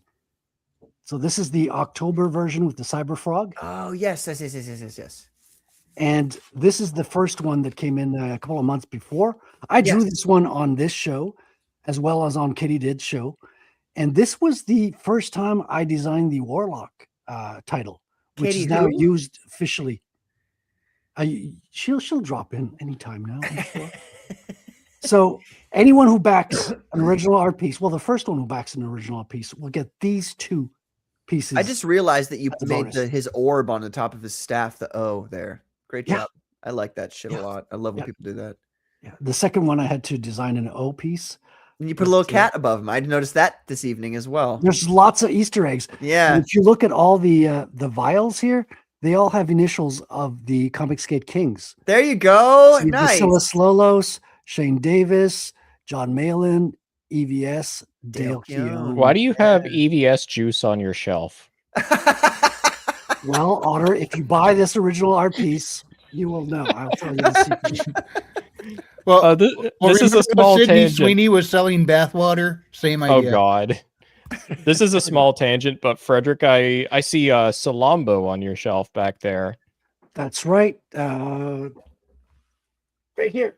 Yeah, that's a Philippe Drouillet comic, isn't it? Or It am I is. mistaken? It is. Yeah, no, I've been reading through Lone Sloan lately, and yeah, Lone that's Sloan. That's what I call my fun times. I'll say this: the comic's a little bit of an acid trip, just a little bit. I love dude, acid trips. Those it's are fun. good. And that's why I was asking you if yours had any photographic work, because he has actually actual photographs. Yeah, in the I comic. did notice that. In volume 3, there's one art piece that actually has like a photograph spliced in as part of the image, but it's intentional. Awesome. We've got some people who I've not said hello to yet. Well, actually, Jordan says our government is arresting pastors for being against transing kids, brother. Yeah, I know. So he must live in Ireland. James E. Saim. So he must be Muslim. He says, No, Elden that's Ring's- James Esparza. Yeah, that's James. Oh, James. Ah! How you James doing, is far better at Elden Ring than I am, by the way. I've only played part of it, so I'm partially informed. You guys are way more informed than You I am. see how on James Elden comes Ring. in here and just fucking instantly flexes on people? He He's like, must be Yep. Muslim. yeah, you know, like you guys just probably are just casuals. Like you probably just fucking suck. James is You might as well SAIM just wrote stands for Get Soulless Good. AI Music. Yeah. I almost want to do like a Dune riff and just say it's James Muad'Dib. Yeah, James. It's close, right? Again, he must be a Muslim. Yeah, exactly. Oh man. And also, Wrangler, don't start me on AI music. Please don't do that. That's a tangent that I have been like fucking ready to go on, and I don't want to go on it, so don't get me So what do you started. think of the AI animation in the trailer, though? I feel like there's something artificially intelligent to this conversation. I feel like I don't want to be negative tonight. So Okay. you know what No, I that's mean? good. Like this That's is your this is your closeout. I really want to have No, a I great mean that's cool positive because I know time. not everyone is up for it. I know I it's think not I just saw a everyone's wrench thing. fall between a Yeah. couple gears, and they're trying to turn, but they're just shuddering and shuddering. I would say it looks cool. That's what I want to say tonight. It looks That's cool. cool. Okay. I liked it. It looks Let good. me. I like Medusa Lady. Oh, I bet you do. But she's she's like not turtles. Yeah. I like I turtles. like trains. I need to put turtles in my comic. I might like drop all the characters and just put turtles instead. Yeah, well, you can't make a guy named Turtle Person because he's already Trademarked. a character of mine. Well, it's not turtle person, it's turtle man. Well, technically Because he's speaking, gender defined. He's not no, vague. actually, you're right. Because in my comic book, his name is the Russian. Because everybody's written the way I wrote it is all in Russian, so his name is Tortorny Chilovek. So it is Turtle Person, not Turtle Man. Mm. So Gender anyway, fluid. we've got no, he's not. He's just a dude. We got Ghost Goo. He says it's a tough call. I love the combat of Elden Ring, but they do give you special items that negate bosses if you search for them. I avoid using them if it feels cheap. Okay, this is a great example of like my experience with Elden Ring. There's one dungeon. It's just a random dungeon where there's two of those, you know, those like the like wooden dog model, like the wooden dog statues that are like super tall. You guys know what I'm talking about? I haven't played Elden Ring. One of so them has a sword, and the other version of it has like a, I don't know, like a staff or something. Anyway, it's like these weird, like, first of all, Elden Ring has some of the coolest enemies. It is by a large margin the most aesthetically appealing. From It's on my software wish game list. I haven't bought it yet. ever. You know. Oops. If you want to ruin your life and go back to, go into hard Dude, drugs, I have enough games play to that ruin game. my life for at least for the Christmas time. No, I mean, this game will like really frustrate you and make you want to drink again after you've quit for 3 months. That's what it'll do. So That's why I stick to side scrollers. yeah, right. Oh, Go Termin- for Metroid Dread. Terminator there was D's coming out next week. Terminator D's nuts, more like. Anyway, I'm sorry. That's what happened to me. Is there was this enemy that was like, I'm sure you guys who know Elden Ring know what I'm talking about. They look like wooden dog statues or something, and they're really tall. And what they do is they levitate up into the air, and then they come down with their attack. And there was one dungeon where it was like one of them alone is easy. It's nothing difficult, but two of them, like they were staggering their attacks such that the moment I dodged and was like out of my invulnerability phases or whatever, you know what I'm talking about, the other one would come down with an attack. So I I was so frustrated, like I started drinking again after 3 months of being sober. I'm not joking. Like that's This is the what happened. saddest story I've heard. It's a horrible Yeah, story. It weird. ruined my life. And so Yeah. then like I looked up on Reddit, like how the fuck do you beat these things? And somebody told me that if you go to this chest that transports you to that like Red Death area, like the most eastern area on the map, then you can, if you get the chest that transports you there, there's a chest in the cave that you spawn in that includes these types of throwing knives that will stun one of them. Oh, I've seen a lot of chests that transport me. So, and this was like the early days of Elden Ring. Like this was like right when it released. So I did this and I threw one of those crystal daggers or whatever at this thing, and it legit was stunned until I beat the other enemy and attacked it and hit it and did damage. And then, then it started attacking again. But like, it was like a straight up cheat way to beat the boss fight. And I didn't feel bad about it at all. So in regards to Ghost Goose saying, there's things that negate bosses if you search for them because it feels cheap to beat them with those things. Brother, that game, all those From Software games kick you in the dick and they're just like, fuck you, player. Hey, by the way, oh, fuck you, by the way. And so anything and everything that you can use that you can find within the game itself, like not modded or anything like that, but just within the game itself, I consider fair game. Like if the game is going to tell me, if it's going to like treat me like garbage and be like, oh, that's right. Oh, difficulty curve. How about no? How about we just kill you? Like that for me is like, all right, well, I'm going to do Yeah. whatever I can to just beat this. I beat The think Legend there's of Zelda only- last week, and that was pretty much the feeling. I think there's only one FromSoft game I can really think of where when I play it where I consistently go, this is bullshit. Can you guess which one it is? Just wanna in my say- personal opinion. 2. Yes. Dark Souls 2. Yes. Dark Souls 2.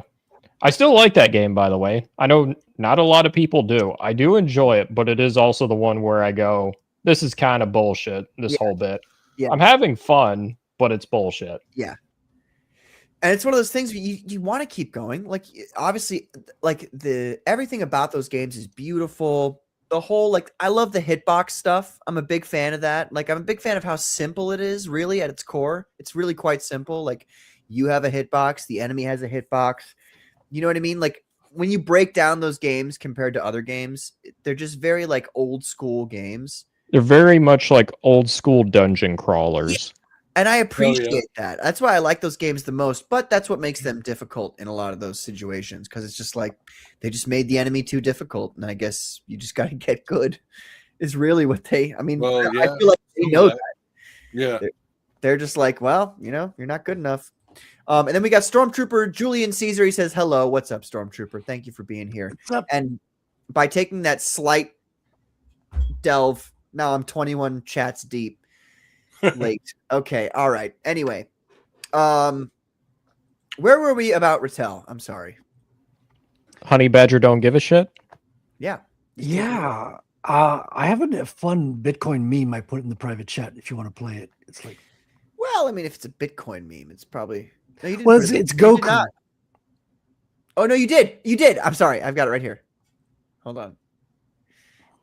Do it. Because it's on topic, you know, everyone's talking No, about you're it. right. You're right. Here we go. So this is from 2017. I haven't got hey. Here, I want to see what the great Kakarot's made of. Ha! You want me? You got me. Okay.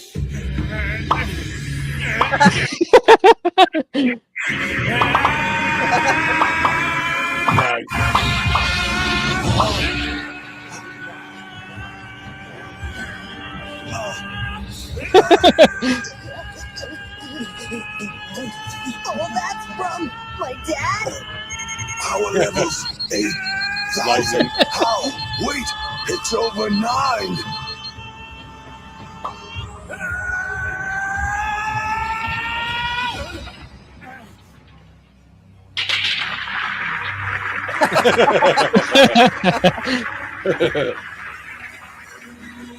Yeah. Vegeta, what does the scouter say about his power level?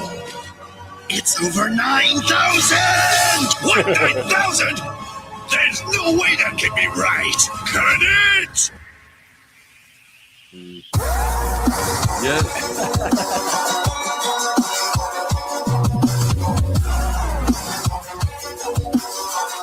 It's over 9,000!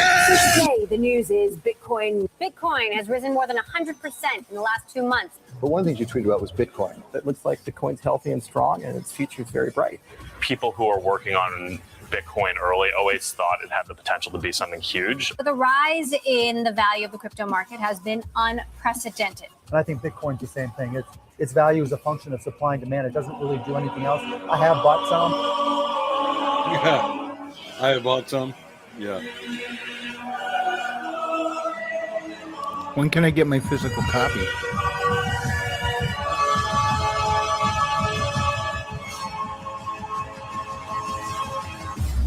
It's over 9,000!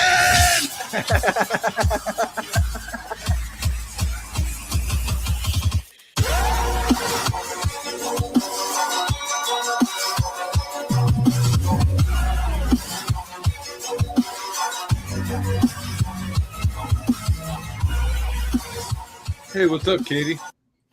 Hi, That's Katie. really, really great advertising. Hail, Katie. Yeah, the Because, memes are great, man. That was my favorite meme of 2017, and that's when it just that's when it had passed 9,000 the first time. Yeah. That's really. I was gonna say something mean, and then I'm gonna roll it back. I'm Anyway, used to it. that Nah. was cool. No, it's gonna be about Dragon Ball. Wait till they I'm start. not gonna be mean about digitizing. Bitcoin. Wait till Um, everything gets digitized, and then you need a record to record everything. Exactly. What's the value of everything? And that's what We we're got talking about. Katie did here. She says, "Getting ready. Be there soon. You better be putting your makeup on, lady. You better be on screen here." I heard was not last on screen night. yesterday. Yeah, Did you I see know. I know. Yeah. And people were like, she gave her $100. Was it last night or the night before? People gave her $100 to be on. Jay screen. Bama That's was right. asking people to co-fight. That's right. That's right. When I left, somebody Well, the $150 first thing we need to ask her is what she thinks about Dragon Ball Z. Naturally, that's the next step of this conversation. I agree. There goes the Because she is an I anime want to like enjoyer. Katie. Stop giving me reasons to not like her. She's an anime enjoyer. I'd like to hear her opinion as well. You guys. Oh my God. Oh, All right. Now dear. you've made me mad. So now I'm going to say what I was going to say. That advertisement would work really well because there's a lot of stupid people who like Dragon Ball Z and would appreciate it and would buy Bitcoin then. Wow. Yeah. Yeah. That's right. I said it. That was weird. I'm much calmer now. Anyway, here we go. So Katie's gonna come on pretty soon. Thank you, Katie. But yes, yeah, I can't stand Dragon Ball Z. I'm not gonna go into it. I'm sorry, you guys. When you bring it up, it makes me mad, and then I feel like I need to say my opinion again. But everybody on this show's already heard my opinion, so whatever. Ugh.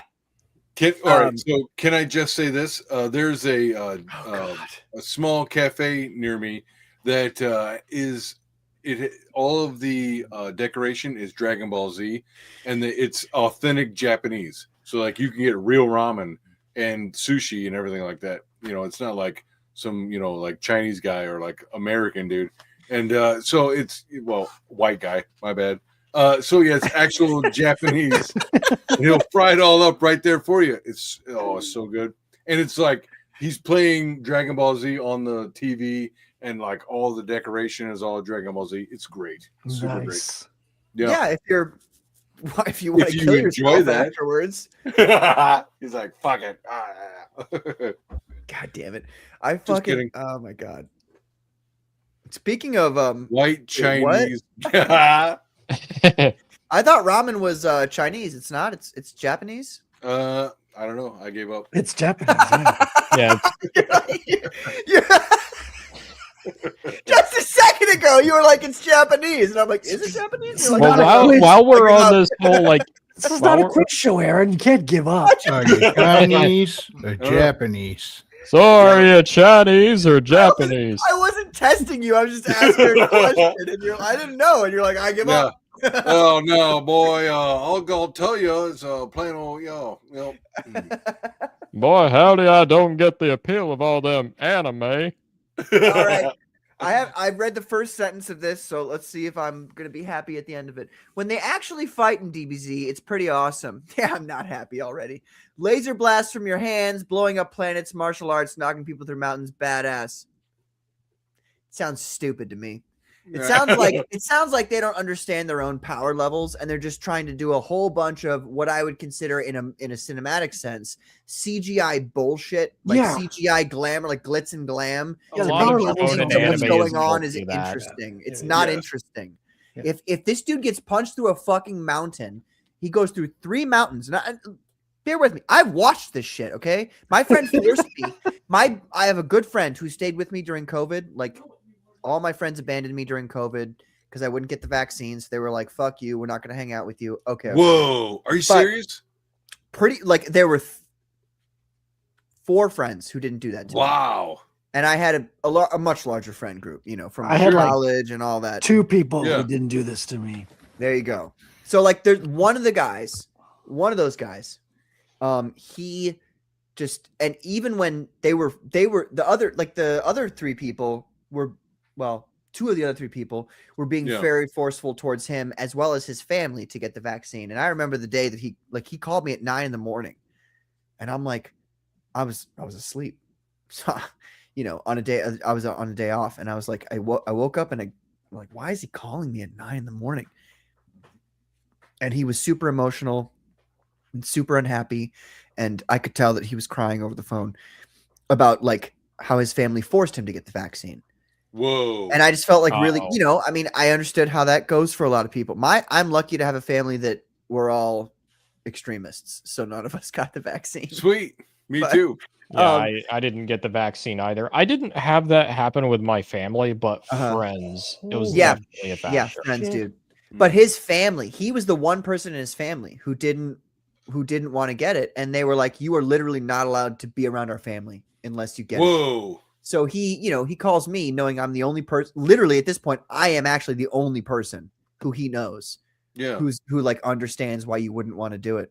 Oh my And gosh. so I the amount of like trust that he showed in me and the faith that he showed in me and when all of our friends abandoned us and we still hung out, like to me Yeah. that's like something beyond. It's beyond really what I can say with words, honestly. Shows Like you a lot. yeah, When you we are go against the crowd. Yeah. And the people that are like, it's all right that you went against the crowd. That's Yeah. huge. Trust me. He will always be one of my best friends ever. Yeah. Even after he forced me to watch a Dragon Ball Z movie. At least it didn't Well, force you while to we're on vaccine. this whole anime tangent here, I've actually been learning certain Japanese phrases, and I'll tell you this: how much of the Japanese language is just English? That is one of the grand things I've learned both from watching anime and learning in bits of research in my own. I think I lost the audio. What do you think the translation for baked potatoes is? A baked potato. Baked. That is precisely what it is. Is it Yeah. actually? Yeah. It is bakudo potato. Yeah. That's Yeah, amazing. they pronounce things phonetically. I love that. Oh, Baby corn is baby corn. baby Big corn. corn. Dude. Yeah, The Japanese accent, by the way, like I don't know about you guys, but I'm a very linguistic person. I'm very like hyper focused on not only like languages and the way they're written and stuff, but Whoa, like the way whoa, they're whoa, spelled. whoa. You don't have to hit on me. You tell that to the ladies. Say, I'm very linguistic. No, I get Some it. people It's call fine. me a cunnilinguist, but just saying. Colonel Langist. Yeah. But like I can tell the difference between like Vietnamese, Chinese, and Japanese when they're spoken. I don't understand Yes. any of those languages, but I can like if I'm listening to them, I can go, Yeah. okay, that's this or that's that. Yeah. But I would say I have better success rates in that with Japanese because I've Yeah. listened to more Japanese, and I find Japanese to be It's very direct, in my dude. opinion. Japanese is a splendidly beautiful language. I think Like, it's great. So Except beautiful. when you get into writing. Well, That's I don't right. know about that. I don't know anything about that. but Kanji. Kanji. listening Yeah, to it kanji. spoken, oh my god, dude! Yep. Like it is one of the most beautiful languages on the face of the planet. Because and it's I- real like, phonetic. It's very dude, phonetic. It's so beautiful. Mhm. I don't know where I was going with that. Anyway, Japanese is a beautiful language. Chinese is not a beautiful. You know, language. it's Chinese not. is an ugly, Chinese ugly is language. terrible because it's like inflection of Yeah, the sound. it's and then, terrible. and then, 'Cause it, like, and then they you know- change the volume, changes the meaning of the word. Exactly. Does Yeah, the volume inflection. change the meaning of the word? Yes. Yeah, Yep. That's there's also a hilarious. thing with inflection where it's like different inflections of the same word mean entirely different things. Yeah. It's Yeah. like Now try this. I was working at a casino doing security, Uh-huh. yeah. and Wait, we are you would Native we would go American? to the I didn't know you were Native American. I'm not. I just worked for them. Oh, they allowed you. Okay. I just have one question for you, Wrangler. Yeah. How? Oh. Yeah, split the fingers. How long and prosper. But we would go to the cafeteria for lunch, and there was a lot of folks from China who worked there, and they would all gather together and play one of those board games. It got so loud in there every time they would start playing that the cafeteria people would leave. It was unreal. Yeah. Huh. Yeah. Makes sense. So, all right. So, one of my first jobs was I was a janitor at a bingo hall at a Mexican like A what hall? bingo. Oh, bingo. Sorry. Yeah, bingo hall, and for like a Mexican council in my area. So like all the Latin Americans would show up. Man, it would get so loud in there. Dude. Like bingo, like oh fuck you, bitch. You know, it's so funny. It's all in Spanish. So funny. Oh, Spanish is another beautiful language. Speaking of beautiful things, ladies and gentlemen, we have my Oh, Fifth co-host for this evening. It is, in fact, Benjamin Fusebox. What's up, Ben? hey, what's up? What is up, y'all? I saw Skeleton brought up DBZ, and that brought me here. Okay. Well, Here we go great again. having Ben on while he was there. He's out. Wow, it was a great time seeing Ben. I always love having Ben on. You know, Poor Benjamin. Yeah. He's right where I So good to was. see. So good to catch up. So Benjamin, first time. I get booted every time I get on a stream at some point, unless it's Katie's stream. Woo! You only get booted from my stream when you talk about Dragon Ball Z, which is now. I get booted by you, and I get booted by Cynic. Cynic boots you for talking about Dragon Ball Z? Oh yeah, he hates it. Wow, that's honestly, I like him a little bit more for that. That's cool. Don't tell him I said that, but cool. That's part of why I like to bring it up. It pisses him off so much. Right. Well, you know, I don't like being pissed off. Art Haida, check. What did he say? What did Art say? Patrick took so long to count to 5, you'd think he was struggling to count in French. Whoops. God damn it. I was like, wait a minute, who counts as my co-host for this evening? And I guess Frederick doesn't count, but then he does. But then he's a guest. I mean, you're still a few numbers better than Valve is. I'll say that. Okay, we have some. Hold on, Frederick. updates You can't just drop out and leave and then come back and start talking. Let me say hello to some people. Let me say hello to some people. We have Frederick. breaking news. Yeah. You don't have breaking news. Hold Frederick on. Maybe you was do. just Look at dick that on table. He's fat like, swig bang. of wine. James says, were those words adopted from Western exposure? In Old Norse, the word for tattoo is tattoo because they didn't have a local word for it. That dude, I'm interested to know that actually myself as well. That You is guys a know the word reference. shaman comes from the Tungusian Evenki peoples in Russia, not from Native Americans. The word shaman derives from the Evenki Siberian. people in Siberia and Tunguska. Yeah, Shaman it's is fascinating. Yep. It doesn't. I always thought it was just a Native American word, but it's not. No, We got not Dan at all. Lawless, ladies and gentlemen. He says, "I didn't get the vax, but I couldn't keep my family from getting it because I didn't have all the info yet. Once I did, I kept them from getting the booster. That's good. That's very good. That's a start. Yeah. And also, it's very good that your family listened to you, because from the context of your statement here, once you got the information and presented it to them, then they were like, okay, wait a minute, hold on a second. So like a lot of people though live in families where if you presented information to them that would have been like, hey, you know, the vaccine's not good, boosters aren't good, they would have then labeled you as all number of things and hated you, which is what my whole friend group did. I was double hated because I railed against the vaccines and against masks. Yeah, I got kicked out of so many places because I refused to put one of those stupid face diapers on. Yeah, dude.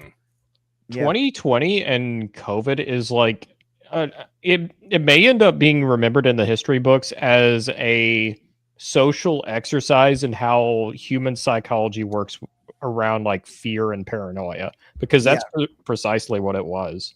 Oh god, a lot of it was fear mongering. A lot of it was like it was basically a mass like social psychological horror experiment when you think about it. Mass how much can mankind socially pressure itself into conforming? Yep, mass psychosis.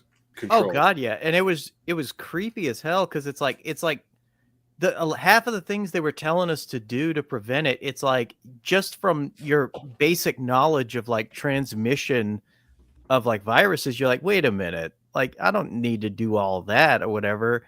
And people just bought it hook, line, and sinker. Like, well, no, the guys in charge said to do this exactly, you know, and it's like, but it's never been like that before. Well, and, clearly, Ben, you're anti-science. Yeah.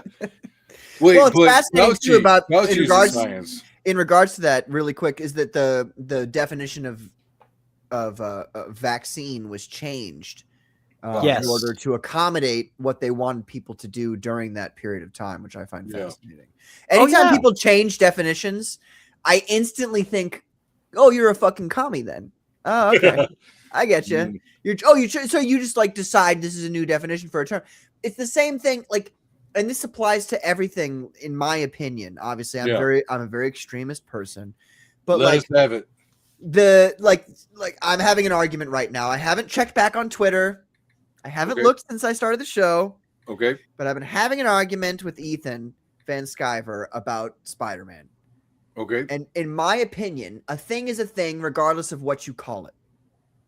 Now you give things names to describe what they are. So this whole thing stems from, I think that the Lee Ditko version, the Lee Ditko character known as Spider-Man.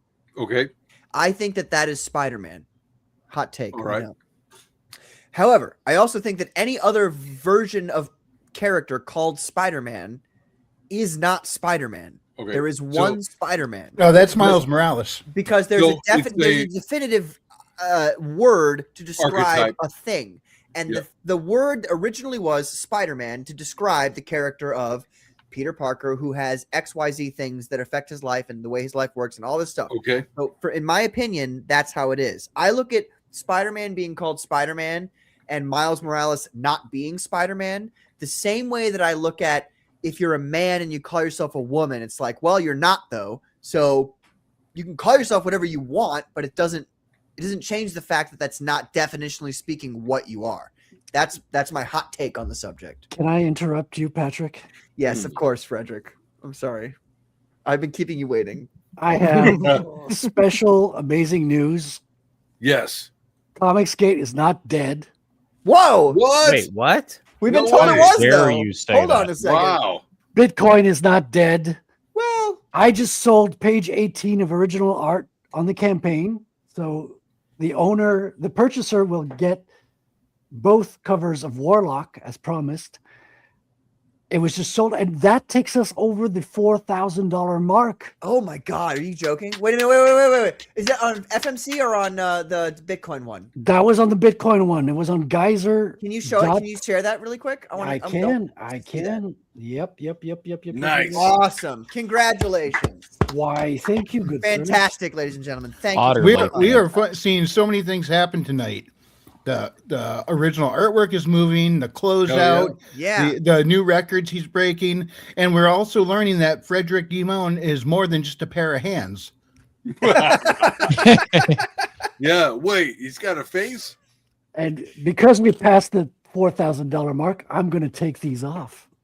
Well, look at that, ladies and gentlemen. Now you're out of dress code. I'm taking the gloves off. That's right. Yeah. Woo! Permanent record. Oh, shit. That was always allowed, Frederick. Now we're Take it away from me. No, it wasn't. It was never allowed. What are you talking about? So, to sum up, we are at 1.7 million Satoshis, which is worth $1,800 in total contributions. So we just got a $350 sale plus a comic book. So that takes us over so we're just past. So we are exactly at $4,074. Wait a second. I'm sorry. Go ahead.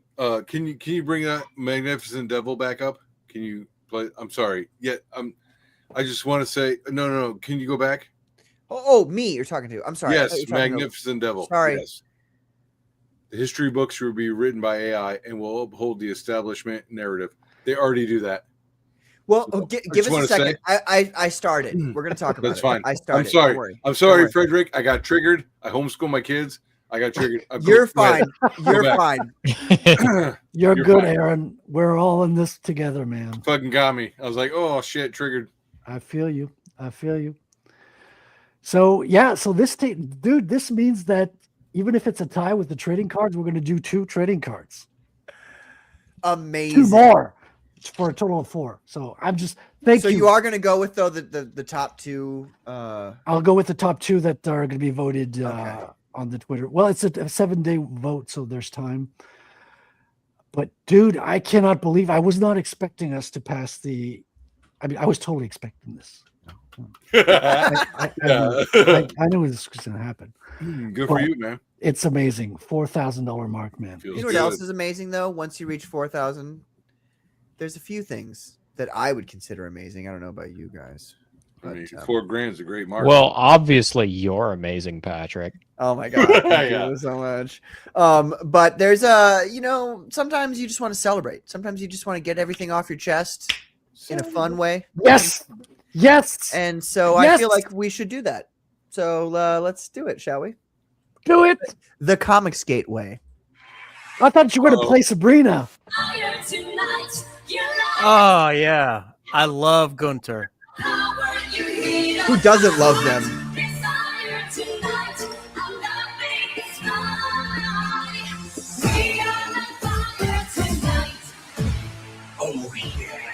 Oh yeah. Oh yeah. This guy lives the literal dream. Yeah. Zero talent, fades around him all the time, leather jackets. Yeah. The dream. Have you ever heard No Pantalones? No. That's another song of his. And the Ding Dong song.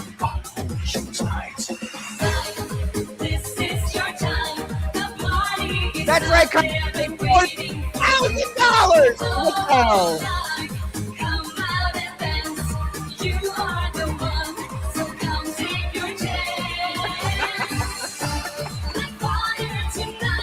It's like I'm gonna sit back down. Yeah. Each girl makes 50 grand a year. Look at that. He's just gonna look cool.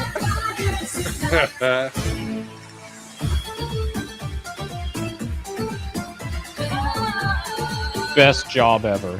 Seriously.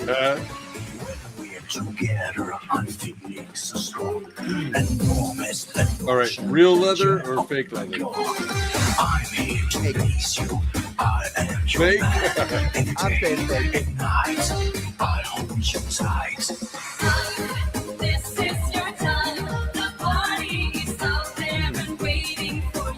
Yeah, now he's AI. They're rubbing up on him. Look at that. Yeah. But he's homosexual.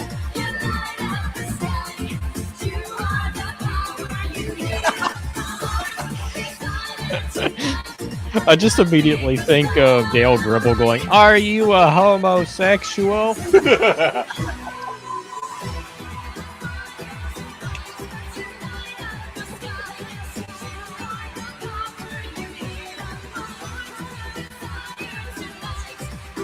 Oh my god, dude. Patrick, this Sabrina is the is better. this is the perfect closeout. We did it. We did it. We need more Sabrina. Patrick, how's Sabrina? Can we get a Sabrina to close this out? Eh?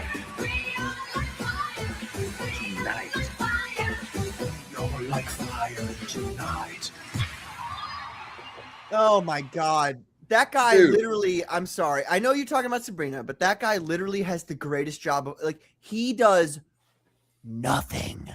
Dude, yeah, carried does by his nothing. singers and dancers. Yes. He makes a weird kissy face, which why did a lot of he the does blue steel and he talks instead of singing. All he has to do is talk and then make duck lips while all the work is being done for him. That's what I'm wondering. I noticed a lot of the gangster rapper types, the tough guys, would like make these weird kissy faces for their pictures and stuff.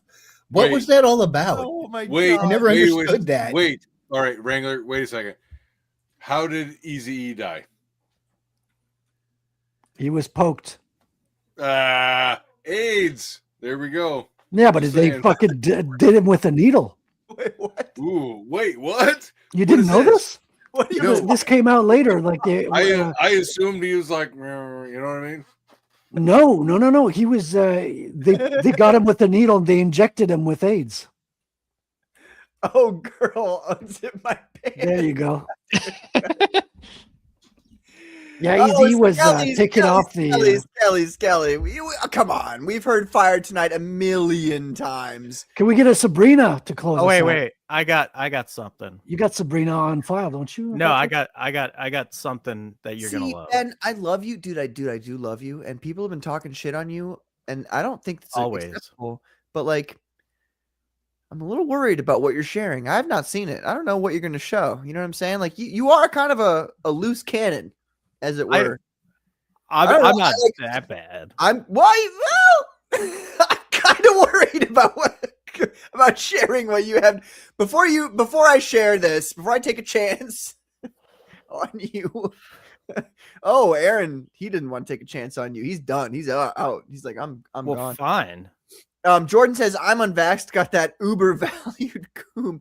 Brother, Jordan, one time I was driving back from work and it was horrible traffic and I was stuck in traffic and I saw this guy in a giant pickup truck right next to me. And it said, it literally had a bumper sticker that said, unvaxxed coom, $1,500 a load. Yeah. And I was dying. And I rolled down my window and I started honking the horn. He looks back at me and I'm like, yeah. And he's like, yeah, brother. It was a good time. Anyway, Skelly says the power levels. Okay, we're not going to talk about Dragon Ball Z. We're talking about good things right now. We got Zombie Boy says, woo! What's up, Zombie Boy? Thanks for being here, brother. Appreciate it. Yes, subtitled versions of the shows are always better than the dubbed. 100%. Always. Because it might sound weird, but like the written version of a language, if you can adequately represent the particular definition that each word in a different language means, it's better than some like shitty.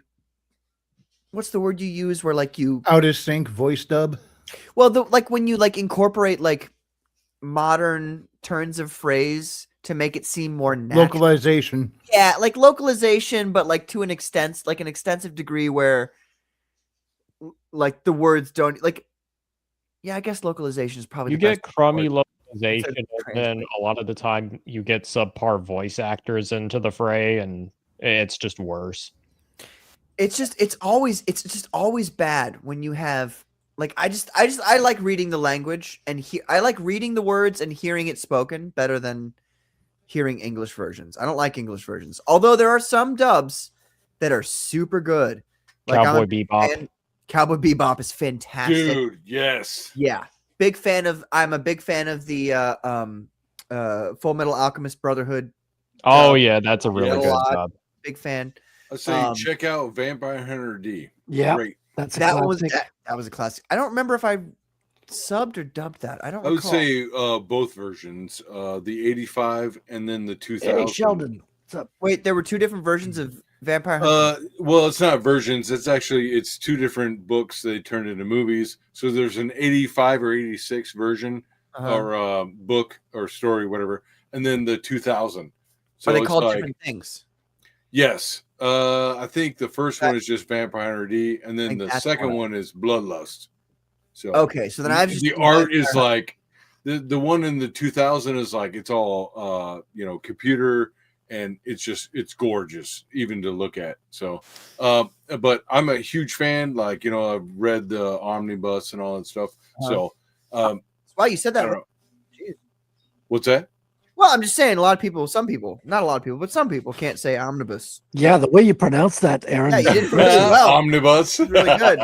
Wow. Yeah. Well, like you did it so effortlessly. It was omnibus. Yeah. You didn't like fuck it up like a retard. So we got Victor the Lore Seeker. He says, "What's that drawing on the below right?" That was actually Wrangler he was talking about because you were back in the below right before. That's Sabrina, right? Yes, it is. Drawn by Mr. Frederick Guimond himself. And that's one of your characters, Nice. Wrangler, is it not? Yes. And Has nothing to do with the singer. That's the name is coincidence. From what series is your character Sabrina from? Tell the people. The Bad Kitty series, Haley Star Bad Kitty and Bad Kitty Haley's World. They're kind of urban fantasy, a little bit science, a little bit fantasy, whole lot of fun. How about is it maybe some Goonies involved there? Yeah, you could consider it to be kind of like the Goonies. They're underground going through a labyrinth. There you go. And then we've got the Squid. He says 13 years of energy drinks every day did less damage than the jab did to people. Brother, you're not wrong. Not wrong. It's funny he says that. It's not just a physical problem it caused. It caused a massive rift amongst people. That's how bad these things were. Yes. I think that was probably the biggest blow that the vaccine caused is the psychological thing that it did. I will say I've always been on Misfit Toy Island, so I'm used to ostracization, and so I was like, I was kind of like, well, my fucking job is forcing me. Fuck you, dude. Yeah. And like I wrote it out and all that stuff, and like I saw other people who were like, oh, I'm pro this and MAGA and whatever, and then like he's like, whoop, okay, give it to me because I gotta have my job. And I get it, but at the same time, I'm like, fuck you guys. You know what I mean? Like, no, I am me. Well, I think it is important to remember, and some people don't like to hear this, but Trump is very happy about the fact that he made the vaccine, the original vaccine. Yeah, I understand that. So just be Well, aware. this also shows you that. the double standard, because the very same people who were being like super authoritarian about it were completely rejecting it on the basis of Trump. Actually, other than were saying they wouldn't touch it because it's Trump's. Because it's Trump. As soon as the election changed over, right, everyone was like, "You will take it." Yeah. Right. You will take it or get fired. And people accuse Trump supporters of being in a cult. But when Trump bragged about Operation Warp Speed at one of his own rallies, he got booed by his own base. Yeah. Oh yeah. Yeah. I mean, yeah. It's just important to remember that like there's only one person who existed ever who you should like a human person who existed ever that you should be like, yeah, I'm gonna listen to everything he says and believe everything he says. And that guy, his name was Jesus Christ. This next person that we have on here, his name is not Jesus Christ, but he certainly acts a lot like Jesus Christ most of the time, which is a really great thing.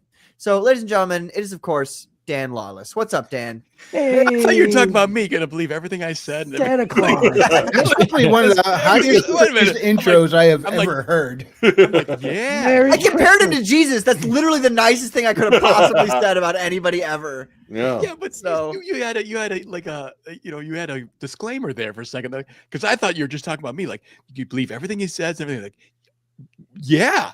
No, I wasn't talking about. I was being very general, and then I know you like Trump, but I was being very general, and then I was like, all right, I know Dan likes Trump, so what I'm going to do is I'm going to show him that I like Dan more than I like Trump. What? So here we are. Santa Claus. Santa Claus. I am Santa Claus, but you may call me Dan. Dan, thanks for being get here. fatter. I appreciate it, man. Santa Lawless. Whoa. Is that a thing? Okay. Well, I'm okay with that. I'll allow it. I wasn't trying to be mean to anybody. I was trying to actually. I was trying It to. just comes compliment natural. I got It's second nature. I just heard this, like, believe everything he says. I'm like, yes, it sounds great. And then pop the bubble, No. I was saying there's only one person who you should believe everything that they say, and that was Jesus Christ. Yeah, I thought that was me. That is you. Yes. No, I was comparing Trump to Donald. God. Oh my God. All right, moving on. I'm sorry. Moving on. I blew the whole show. I'll just leave. No, stay here. My point is that Wait, hold up. Jesus Christ is the Lord and Savior of the whole universe, and everybody should believe everything he has to say, and not everything a human person who's not him has to say. That's my only point. Absolutely. Point. Yep. We got Magnificent Devil here. He says the history books will be written by AI and will uphold the establishment narrative. Now, I know you've been champing at the bit here, Aaron. So I'm going to let you. You wanted to talk about this? Wait, what did I say? What did I do? Oh, bro, you derailed the whole show like 20 minutes ago. You were like, no, I'm just joking. No, but he's not wrong. Magnificent Devil says the history books will be written by AI and will uphold the establishment narrative. You said they already are. Can you explain that statement? Sure. The history books are, the company that creates them is invested in by certain rich people, right? Like it has to have capital from somewhere. Right. For instance, the Rockefellers, and so. Whatever the person, whatever the person is, their beliefs can be influenced into the modern curriculum that you are taught, and so then you are taught a narrative of what to believe. And then, I spent 12 years or 13 years hearing the same things in different ways, and so then I believe it at the other end. Yeah, that's how you create a narrative. With like the Plato's Great Lie. So each generation will have to have a narrative, Mhm. And as people, which I think is kind of interesting, is like as people get older, that narrative has to stretch out. And now that with technology increasing as well, and recording events and things like that, it becomes, more obvious. Things are becoming more interesting, right? Yes. Like it's like, oh wait, that didn't actually happen that way because we have Mhm. actual data, and Yeah. so. And so you mentioned also that's that it. you homeschool your children. That's correct, right? Yes, I Okay, do. so Mhm. how does that? I was homeschooled for grade school. Okay. I only started going to real school when I went to high school. So Okay. so I first of all respect, brother. Like I understand. Like Hey, yeah, I don't know I was what's like. homeschooled too. I dropped out in 9th grade and homeschooled. There you after that. go. Nice, dude. That's the way to. I No, honestly. it was not popular back then. Trust me. Oh, dude, it was not popular when I was made fun of a lot in high school. That was Like now with 2007 the onwards, internet, but like my kids are in groups and like yeah. it's really I don't know, it's very But different than but it used to be. what are the so in regards to this subject matter Okay. of like people saying, this is the truth that you must believe this, especially Yes. about like say the vaccine or the stuff like Okay. that. Like The how narrative. do you navigate that with your children? Do you talk to them about the opposing side, or do you only present your side? Okay, so with my kids, we talk about fallacies, we talk Mhm. about logic, and Okay. so like Nice. any kind of arguments, like we understand that an argument is not when people yell at each other. Mhm. An argument is like a differing opinion, and the idea of two arguments is to be debate, and the idea of debate is to come to an agreed upon idea of what a subject is, right? Excellent. So like that's kind of pushed, and so we'll just talk about, well, this is what they say, this is what we know, this is what everybody's doing, and we'll just kind of address all that stuff, especially. And actually I'll say during the COVID stuff, my family just mostly they listened to what I said, and I gave my examples of like, well, we don't know this and that, and like so it wasn't very difficult for me because I listened to people that delved into what the vaccines did, as well as I also listened to the jesters. So the jester will be like the boy who saw the emperor wears no clothes. I listened to those people, and I at least listened to the opposing arguments to whatever is kind of is going on, and that helps out a lot. So I can at least push the brakes on any kind of panic or whatever. Be like, well, don't forget these Yeah. people are clowns, and Yeah. they don't know what they're doing. Well, when you're Just like- panicking, your brain shuts down and you can't think. exactly. Yes. Exactly. Yes. So you just have to kind of slow down a little bit and just see how people react to these things. And then of course, I don't trust power, people who believe they have power over me. Right. I don't trust in that very much at all. So like I am who I am and whatever. And so when I said to my girlfriend, who's basically my wife, but we're not officially married. But anyways, I was like, we're not getting the vaccine, and then I explained to her why, and she was okay with that. She didn't, she was real worried because she saw Wait, everybody. you freaking kind of like out. told your woman that she Yes. wasn't getting the vaccine? Based. That's super COVID- based, ladies and gentlemen. Very based indeed.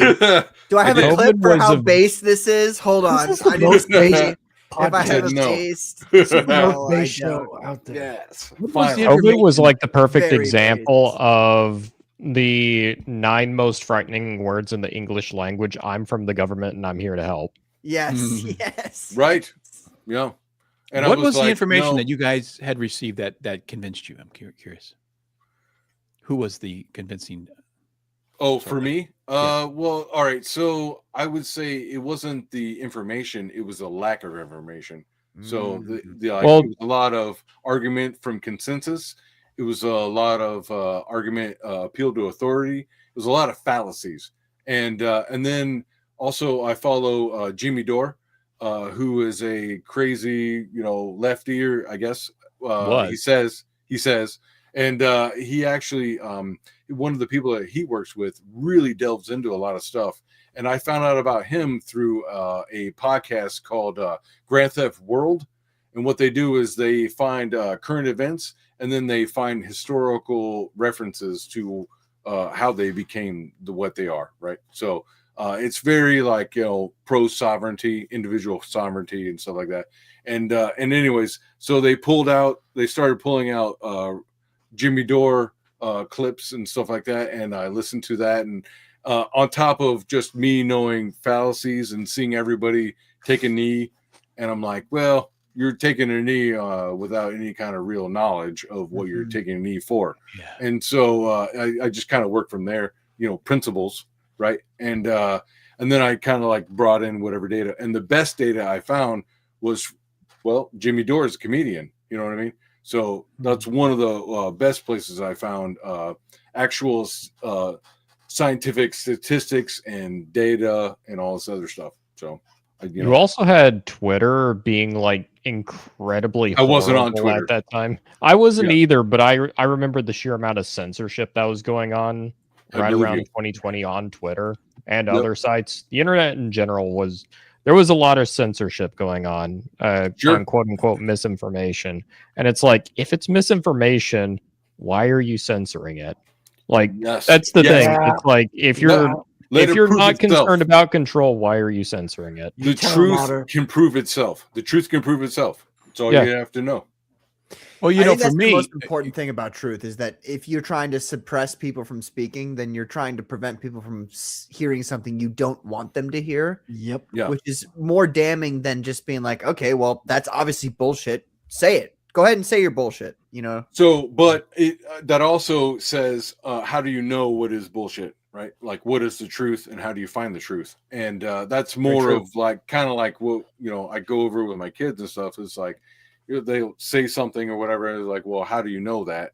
And then you talk about fallacies. Like, that's a common thing. It's like, well, okay, well, fallacy is that. Well, it's a straw man, or that's a red herring, that kind of stuff. Yep. Because they don't teach that in public schools. Dude, fascinating that they don't teach it in public schools, isn't it? Why? I'm sorry. Why? 1 second. I'm gonna say one thing, and then I gotta go take a piss real quick, and then I'll be right back. Okay. It's fascinating to me the amount of things that they do not teach in public schools in America, the greatest country on this earth, the greatest country on this planet. The amount of things that we don't teach in public school in the greatest country on the earth, and the particular things that those are, like logic, reasoning, debate, dialogue, taxes, how to pay your taxes. Yeah, they don't teach how to balance any of this a checkbook. Stuff. It's exactly. It's almost what is like money. It's what is almost like they don't want you to know how. Anyway, I'll be right back. Yeah, I just saw a post by a teacher who just quit because she was like, kids can't read, they can't think anymore in school. They are just not learning these things. It's been going downhill for years, and schools are just dumber and dumber. I was in, I was in junior high and high school and all that stuff in the 90s, and I left because it was like a daycare. It's like the most rambunctious students got the most attention. And I was like, you know what? I could do more with my time. And, I wouldn't say I came from the strongest family, but so it was like, okay, fine. You don't have to go to school anymore. For whatever reason, my parents agreed to that. And then I started getting, back then homeschool was through the mail. So I had to, apply, and then they send me curriculum and I'd fill it out or whatever. Oh, you homeschooled yourself before you homeschooled your kids. I didn't know that. Oh yeah. Like I said, I dropped out in whatever, I think I was in 9th grade, which would be like freshman year. So, and then I get like the textbook, I go through all the curriculum and get it out of the way. And then I, go about my day. And then, so with that in my mind, I luckily was like already into homeschooling before people realized that the school system had gone crazy. Yeah, I learned more getting out of school than I ever did in school. Just out of sheer curiosity.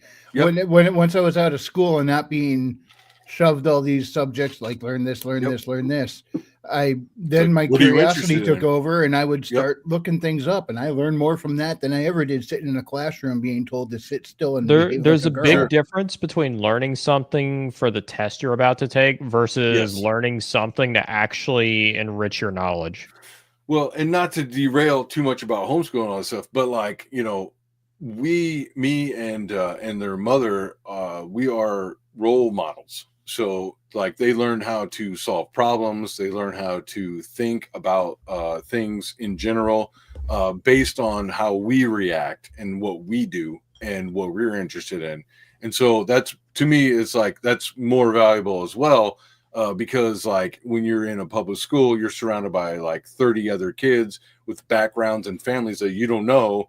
And, you know, they can influence your children to where they're like only into trendy bullshit. You know what I mean? Like, it's like, well, I don't know.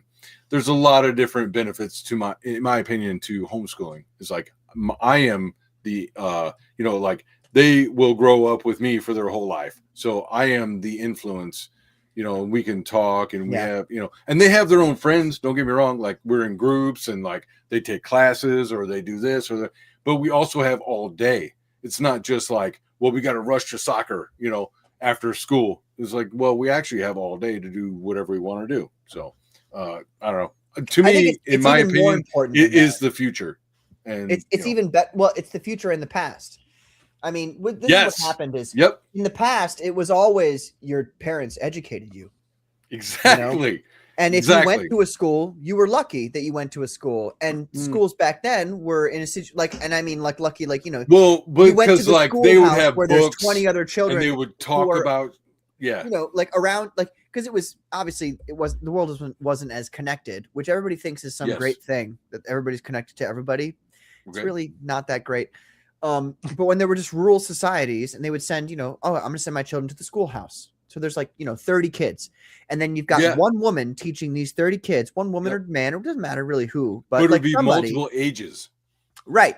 And it would be like everybody comes to that schoolhouse and they meet that person and they know exactly who's teaching their children and they know what their morals are and what the religion they are and what kinds of things they believe. And they're like, so you think tribal, these, yada, yada, yada. About.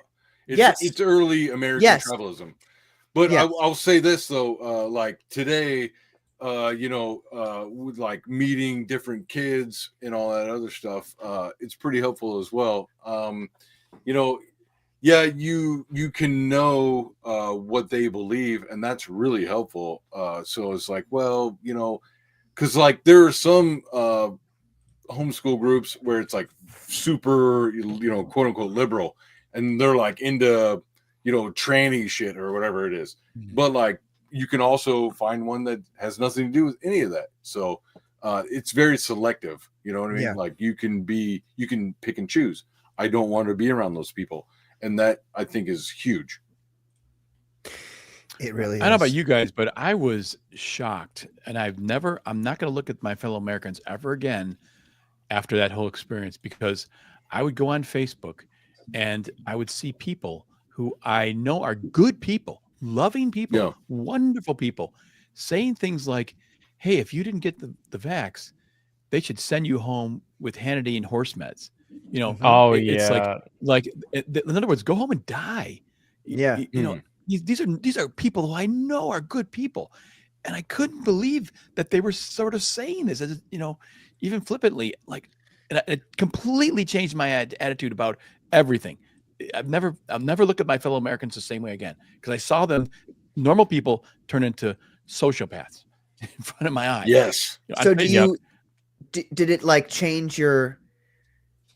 I don't know. I think a lot of people, because it's one, a comfortable belief, but also because this is, I think, how naturally humans want to think about that. Like there's natural things that God has given us that like we kind of just want to be that way and act that way and think that way.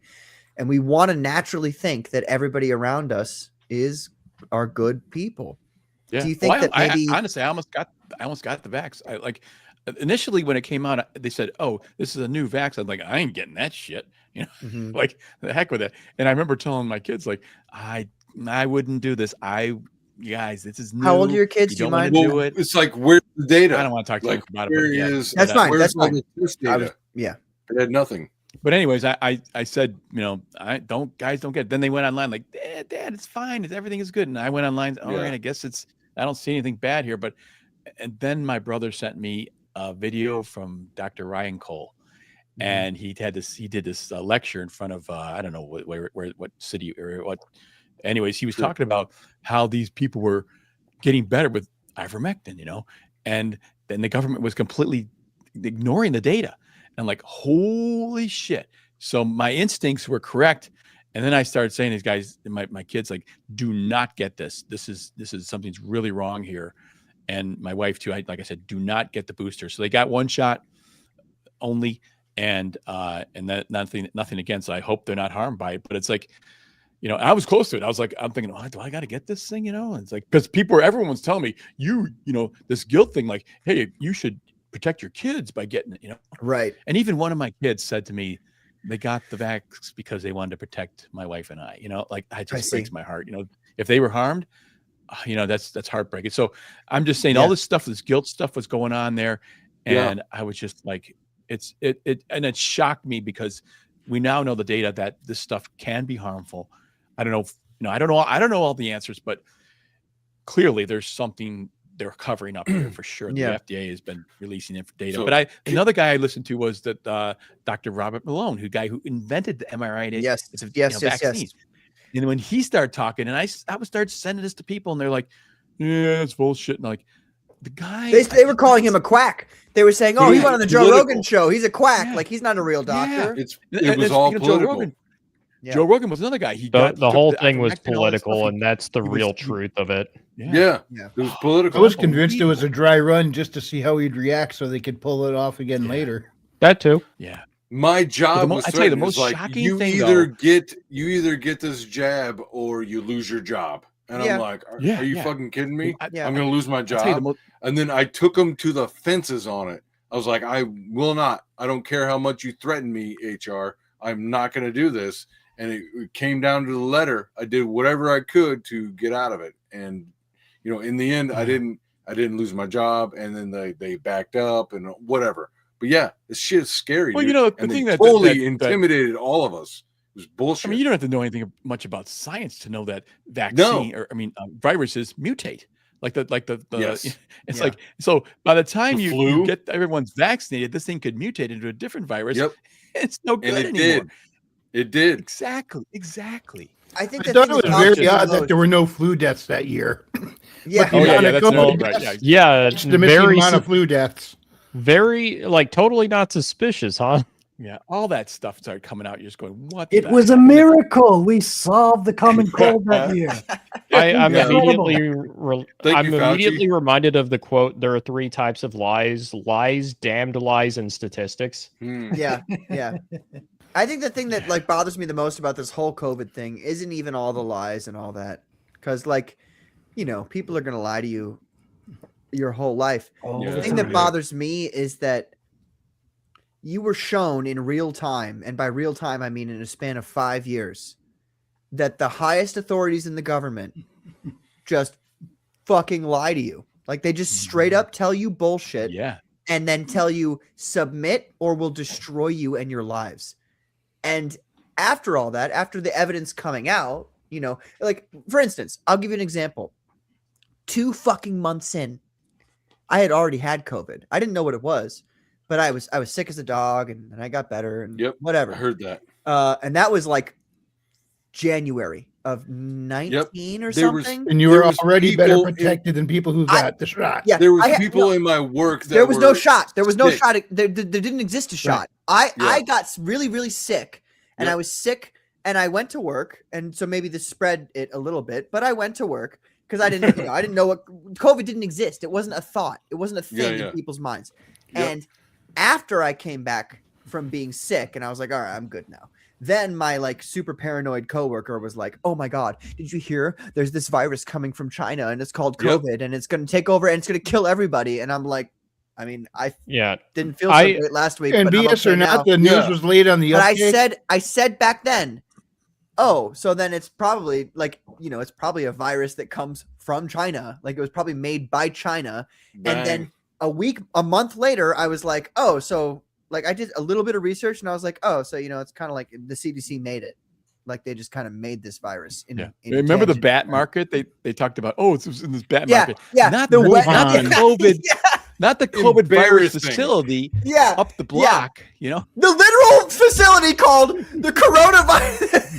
Exactly. So embarrassing. It's called the coronavirus facility. News. Well, clearly you're just being Because racist. I was hearing about it on YouTube. People were talking about it in November of 2019 before the actual news ever touched it. Wrangler knows Even exactly. Jon like, Stewart. I remember people at my work were sick. It'd be like, "That's the worst cold I've had. I was out for 2 weeks." That was a common thing.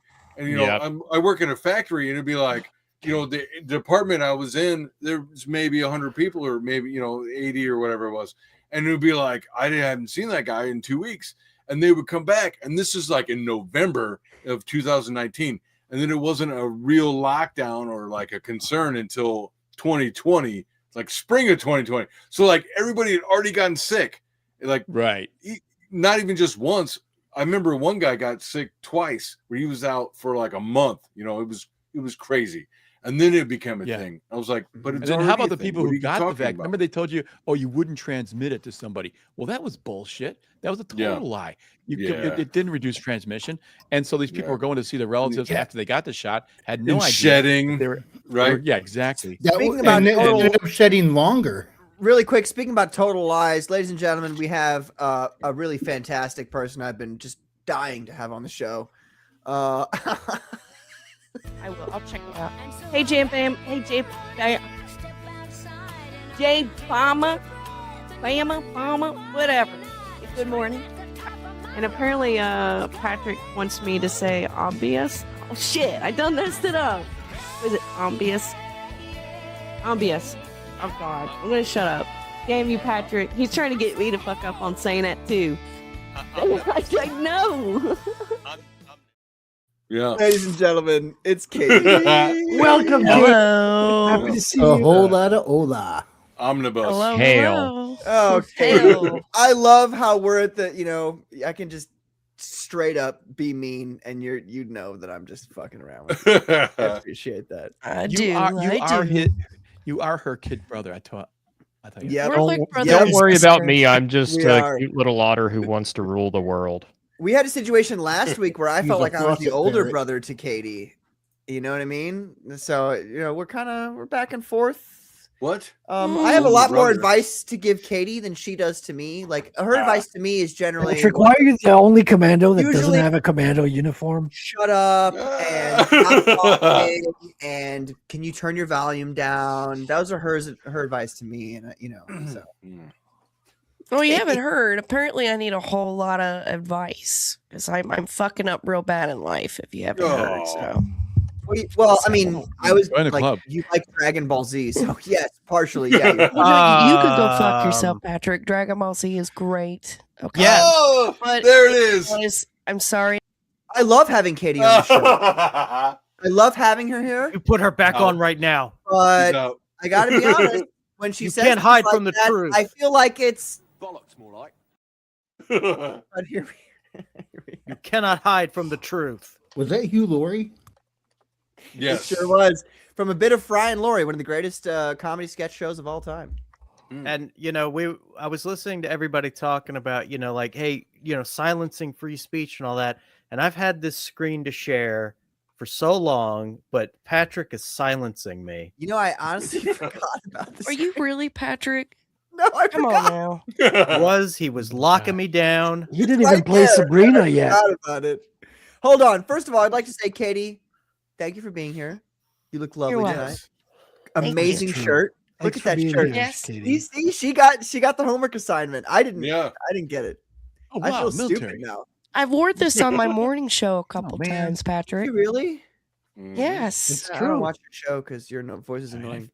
So Well, fuck you. What? My voice is Ow. annoying. I literally listen. I don't watch your show live, but I listen to it almost probably 80% of the time. That's Okay. okay. As If long you're as you talking to listen on somebody the I don't replay. like, Wait a then I minute. don't Wait a listen to it. minute. Wait, What are you talking about? Sick him, Katie. He's a skeleton core. Get him. No, but honestly, you look great, green. motherfucker. Wow, blonde, green, all caps hat. Look, I know you got a husband, but homina.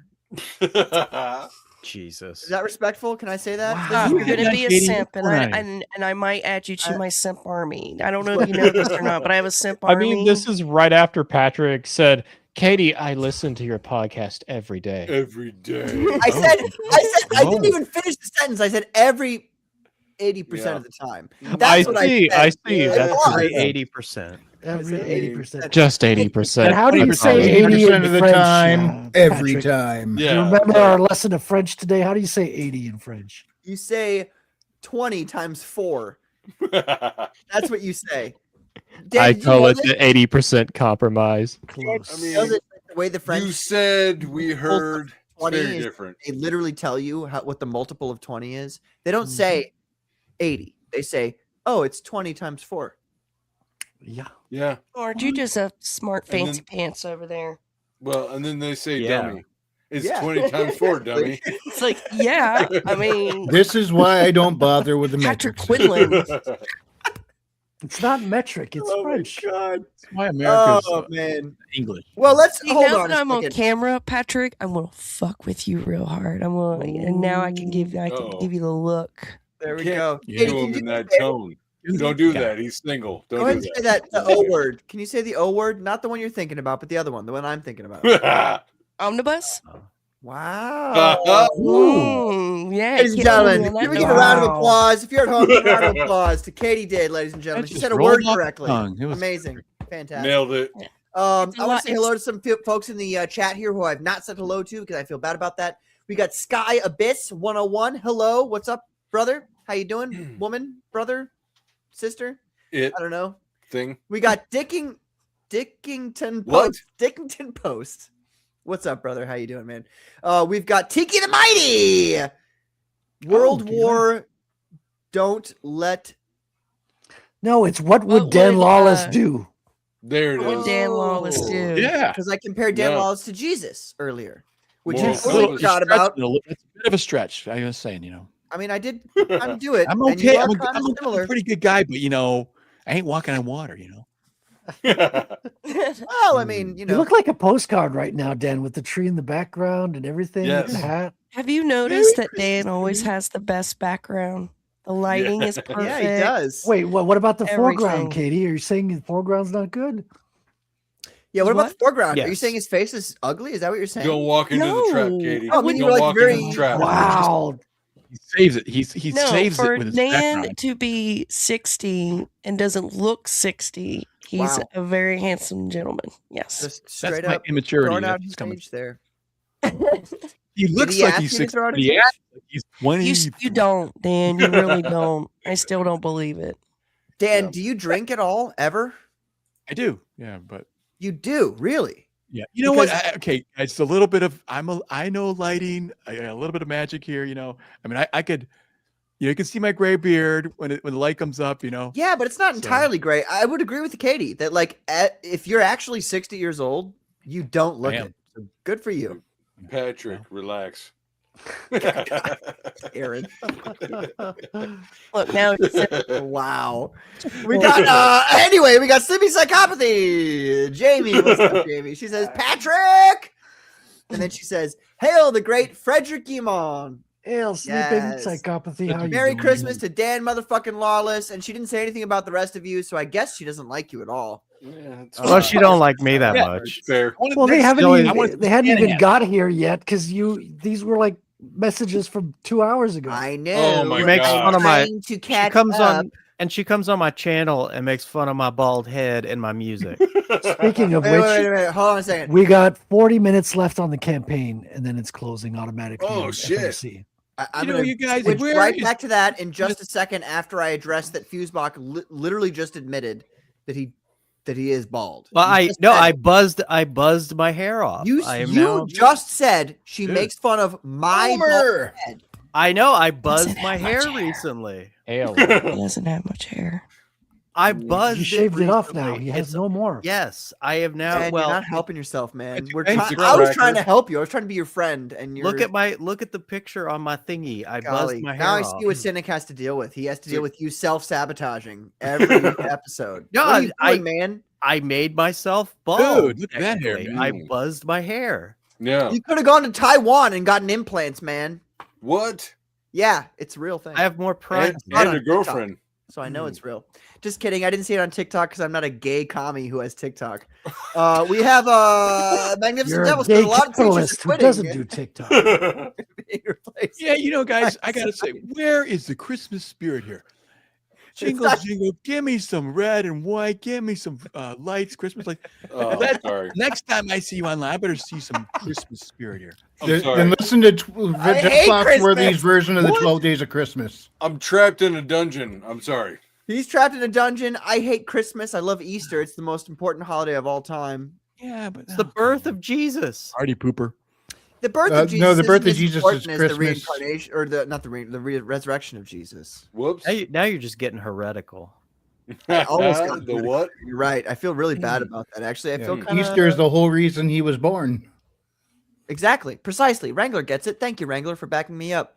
Appreciate it, Wrangler. I'm gonna send you some money. What's your PayPal? Anyway, ladies and gentlemen, Is that you know why we're 1-900? here tonight, All right. ladies and gentlemen. It is, of course, for Frederick Imon's Ratel #1, which is closing out tonight on Fund My Comic, the greatest fundraising website of all time.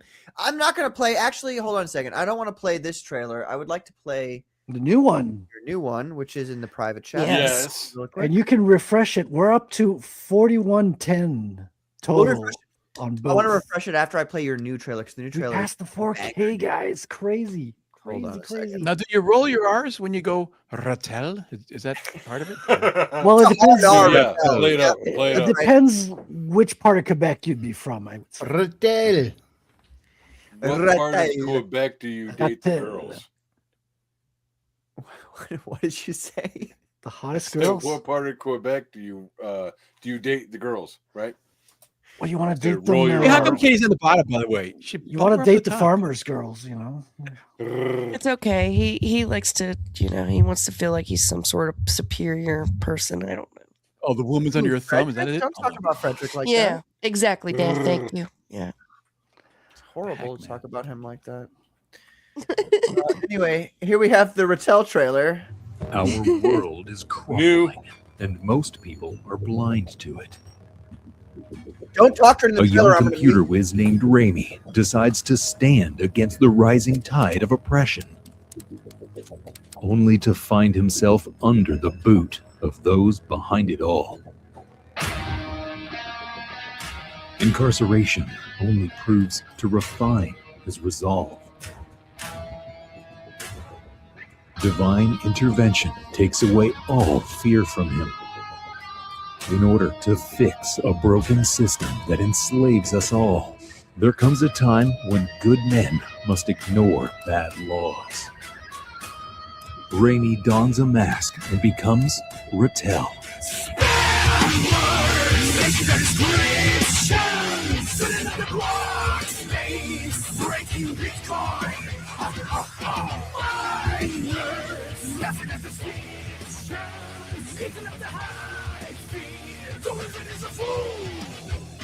Ratel uses intelligence and technology to combat ancient and dark forces for justice and a better tomorrow. Will Ratel take down the technocratic tyrants who've harnessed an ancient evil, or be crushed by the invisible hand?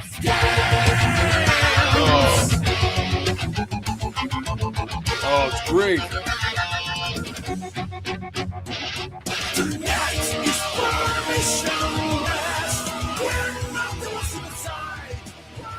And a dang good tune to go with it. It really is. Yeah. Like the more I I hear that love this song, I'm song. like, that's It's a banger, catchy. man. Dude, Yeah. we're having an How about- audible on Tuesday. He's going to be our guest, and we're going to be talking to him. That'll and be listening to Yes. his music.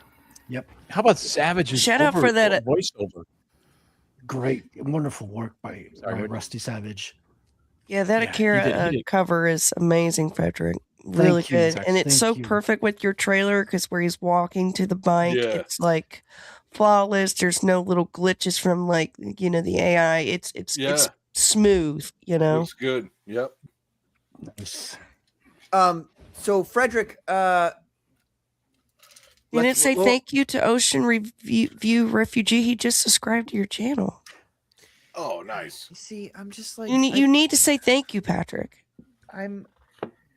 Well, He's like 2 they'll get- hours behind the chat, Katie. They'll get used to the my treatment my around whole here. life is trying to like prioritize things that need to be done, and I feel like Frederick's campaign is more important than my success right now. Thank you, Patrick. So Okay, I was gonna talk to. I was gonna ask. I was gonna refresh the page. He's so selfless. Really, I What just a put guy. the whole team on my back, and so let's refresh the page. This we were guy. at 60 backers, 2231, ladies and gentlemen. Whoops, that's the wrong page to refresh. We are What? at What 62 was that? backers. Whoa, Uh-oh. 220. Okay, we need one more Easy backer now. to break 2300. Can we get Yeah. one more backer? Well, And we- I will give you guys. I'll give you guys the real Sabrina. If we get Yeah. one more You So- still have to share Wait. my screen. Adult. We are, yeah, we're at I don't 41. have to do anything, Benjamin. Well, if you take into account the Geyser crowdfund, we're at 4110 right now. So this means 4110. 4 trading cards for So if we can get to 420, no, I'm just kidding. That'd be sweet. That would be sweet. I'll play Sabrina because that I, number. know that's your fire, Frederick. and It's I for will- Tenkage, you I know. will. No, his name is Ten Cage, but nice try. Tenkage. Reverse psychology, reverse linguistics. Omnibus. No, seriously though, ladies and gentlemen, what a great book this is right here. This is the first comic by Thank you. Frederick Dumas. This right here is a great example of what Comicsgate has to offer. Is Oh, Frederick has never done his original comic by himself before. This is his first one. This is a way for him to gauge interest, for the story and all that kind of stuff, and also to kind of pay the bills for the time that he spent drawing this comic when he could have been spending it I don't know, doing some stupid bullshit thing like Ubering or something like that. Well, Instead, and he's is it creating woke? beautiful art for you guys. It's not woke.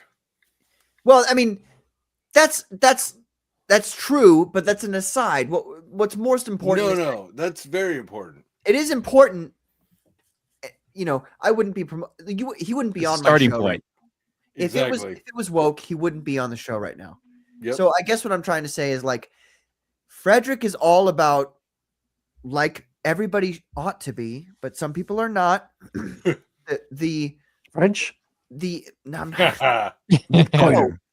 The Taiwanese, those fucking Taiwanese. No, he's all about this art form of comic books.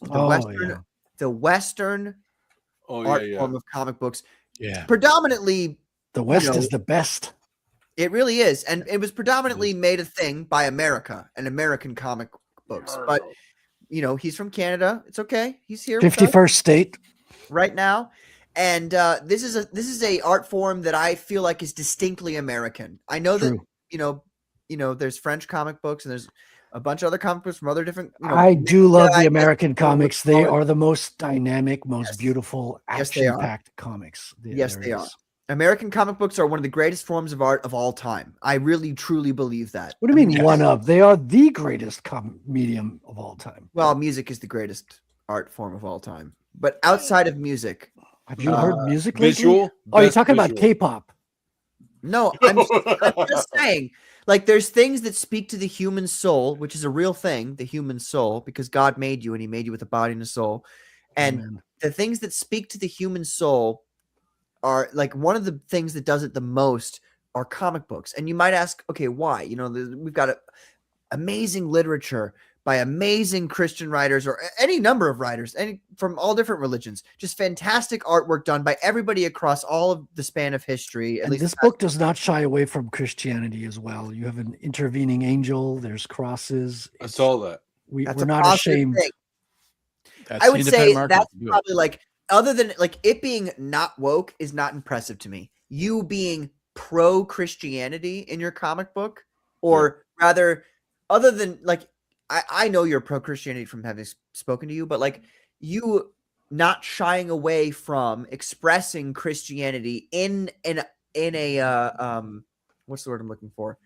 Not in an honest sense, not being, because there's a lot of people who incorporate Christianity into their art, but it's always in a negative sense. Oh, of course, yeah. Oh yeah. When you're doing it in a positive sense and you're doing it with honest intention, that's something that I really love. And there's only a few people who I've seen in the comic book industry who do that, where they're like, yes, Christianity is real, God's real, Jesus Christ is real, and they do it, and they're not afraid to shy away from it in their comic book. And I like, there's very few things more impressive to me than that. And so just this one panel enough is to be like, okay, so you're treating this subject with the respect and with the honesty and truth that it deserves. And I appreciate that. And I think everybody ought to take, if you don't know anything about Frederick and you're like, I don't know about Ratel, take a chance at least on that. If you're a Christian and you're like, oh, there's not enough Christian media in the world, then this is your chance to back something that will not shy away from its Christian origins. So, thank you, ladies and gentlemen, come on, what are we doing here? Let's back. Well, the superhero itself it represents the individualistic power versus the collective. Yes. So that's why, it was no accident America became the way it became with the rights of the individuals represented, because it believed in individual power. The Holy Spirit empowers everybody equally.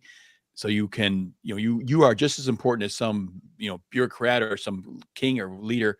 And that is what you see in these comic books. It's a purely American form, because it's representing these fundamentalist Christian ideas really in reality. Even though a lot of them were created by Jewish people, they still came to America and they grabbed onto these ideals that were fundamental to America.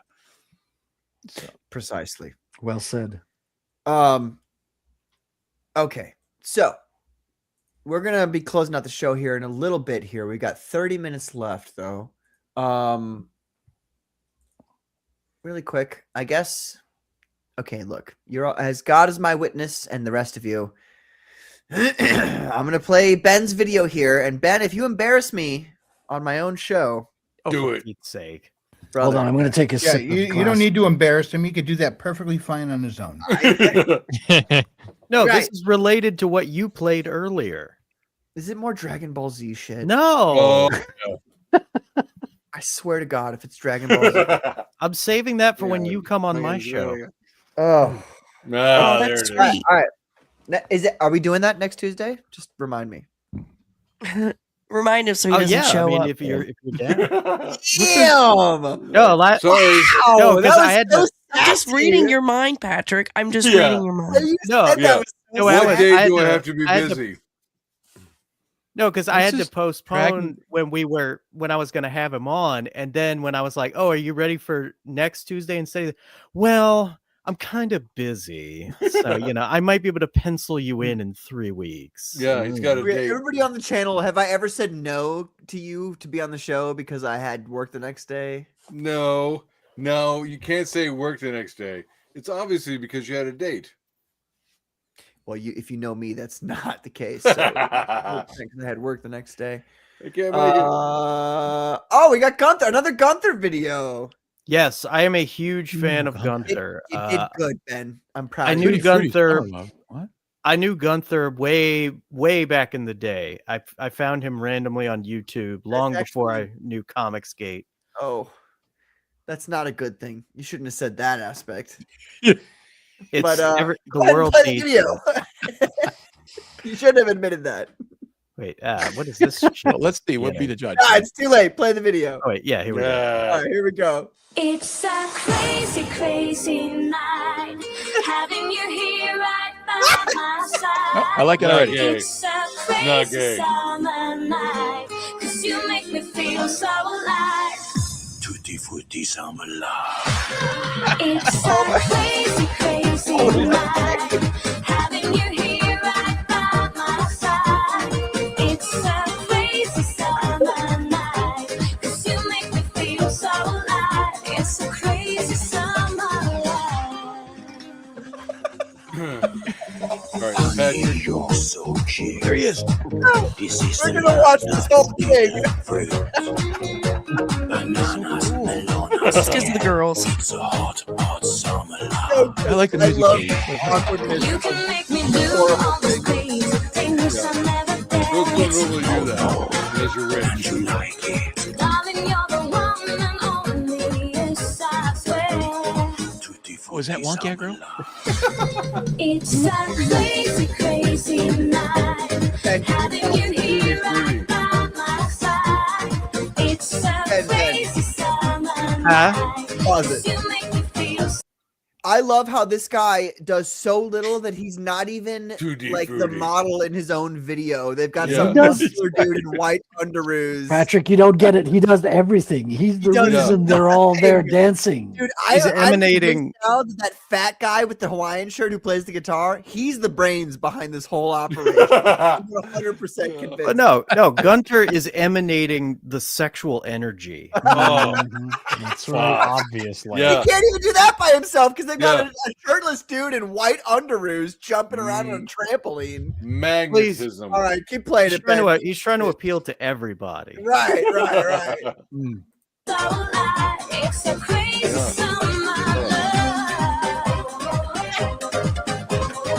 Yikes. Tutti frutti summer love. You went. It's a crazy summer love. My. So come and take your chance and do the naked dance.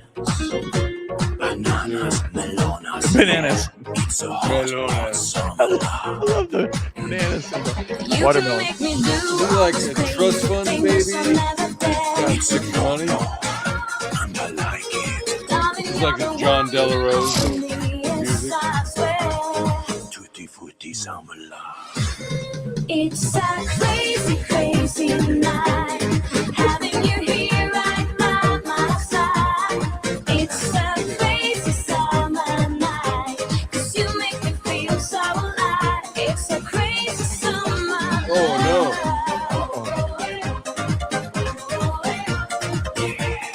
Tutti frutti summer love.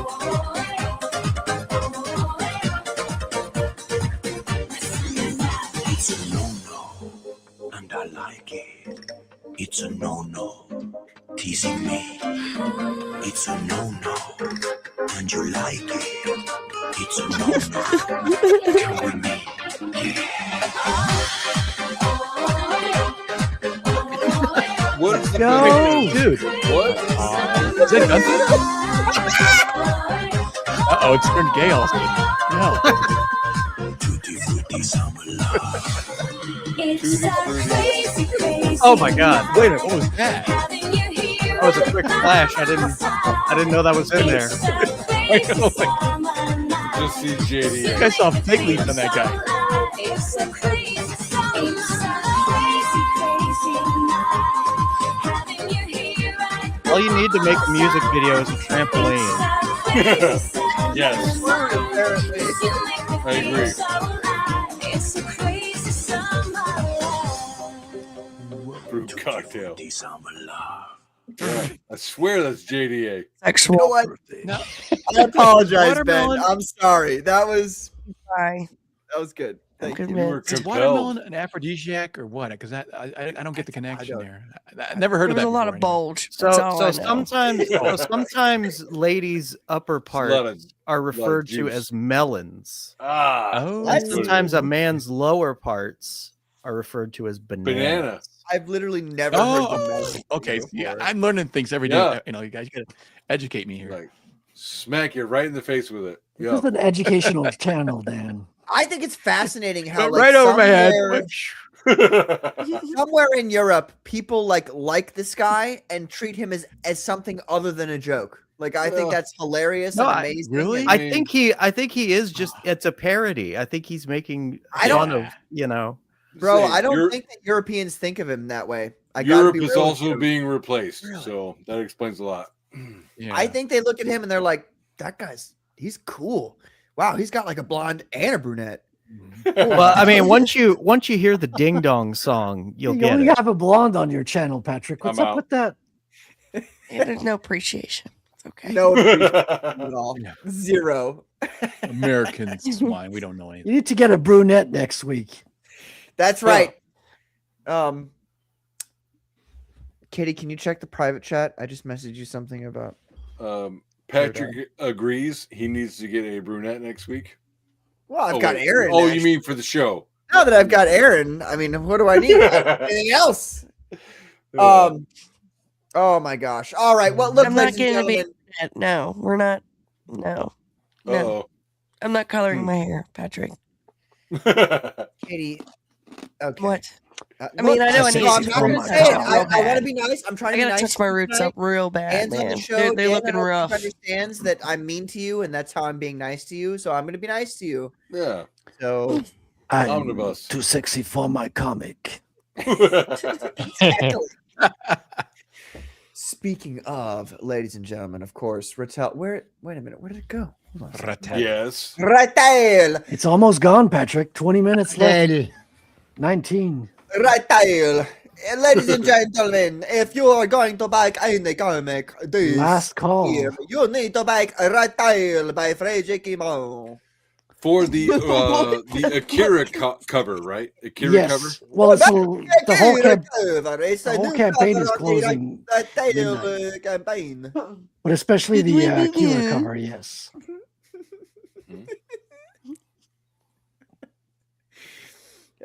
Sorry. Well, bring it up. Bring up this. There it is. I got it right here. Okay. All right. You can buy the digital if you're a loser, or you can get like an actual hard copy of the comic.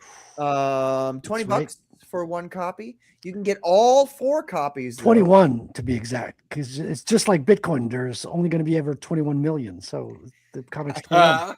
Does that include shipping though? No, shipping is $10 for the US, $15 to Canada, Okay. $30 to the UK, Wait, what? 35 Costs to you Australia. more to ship to your own country?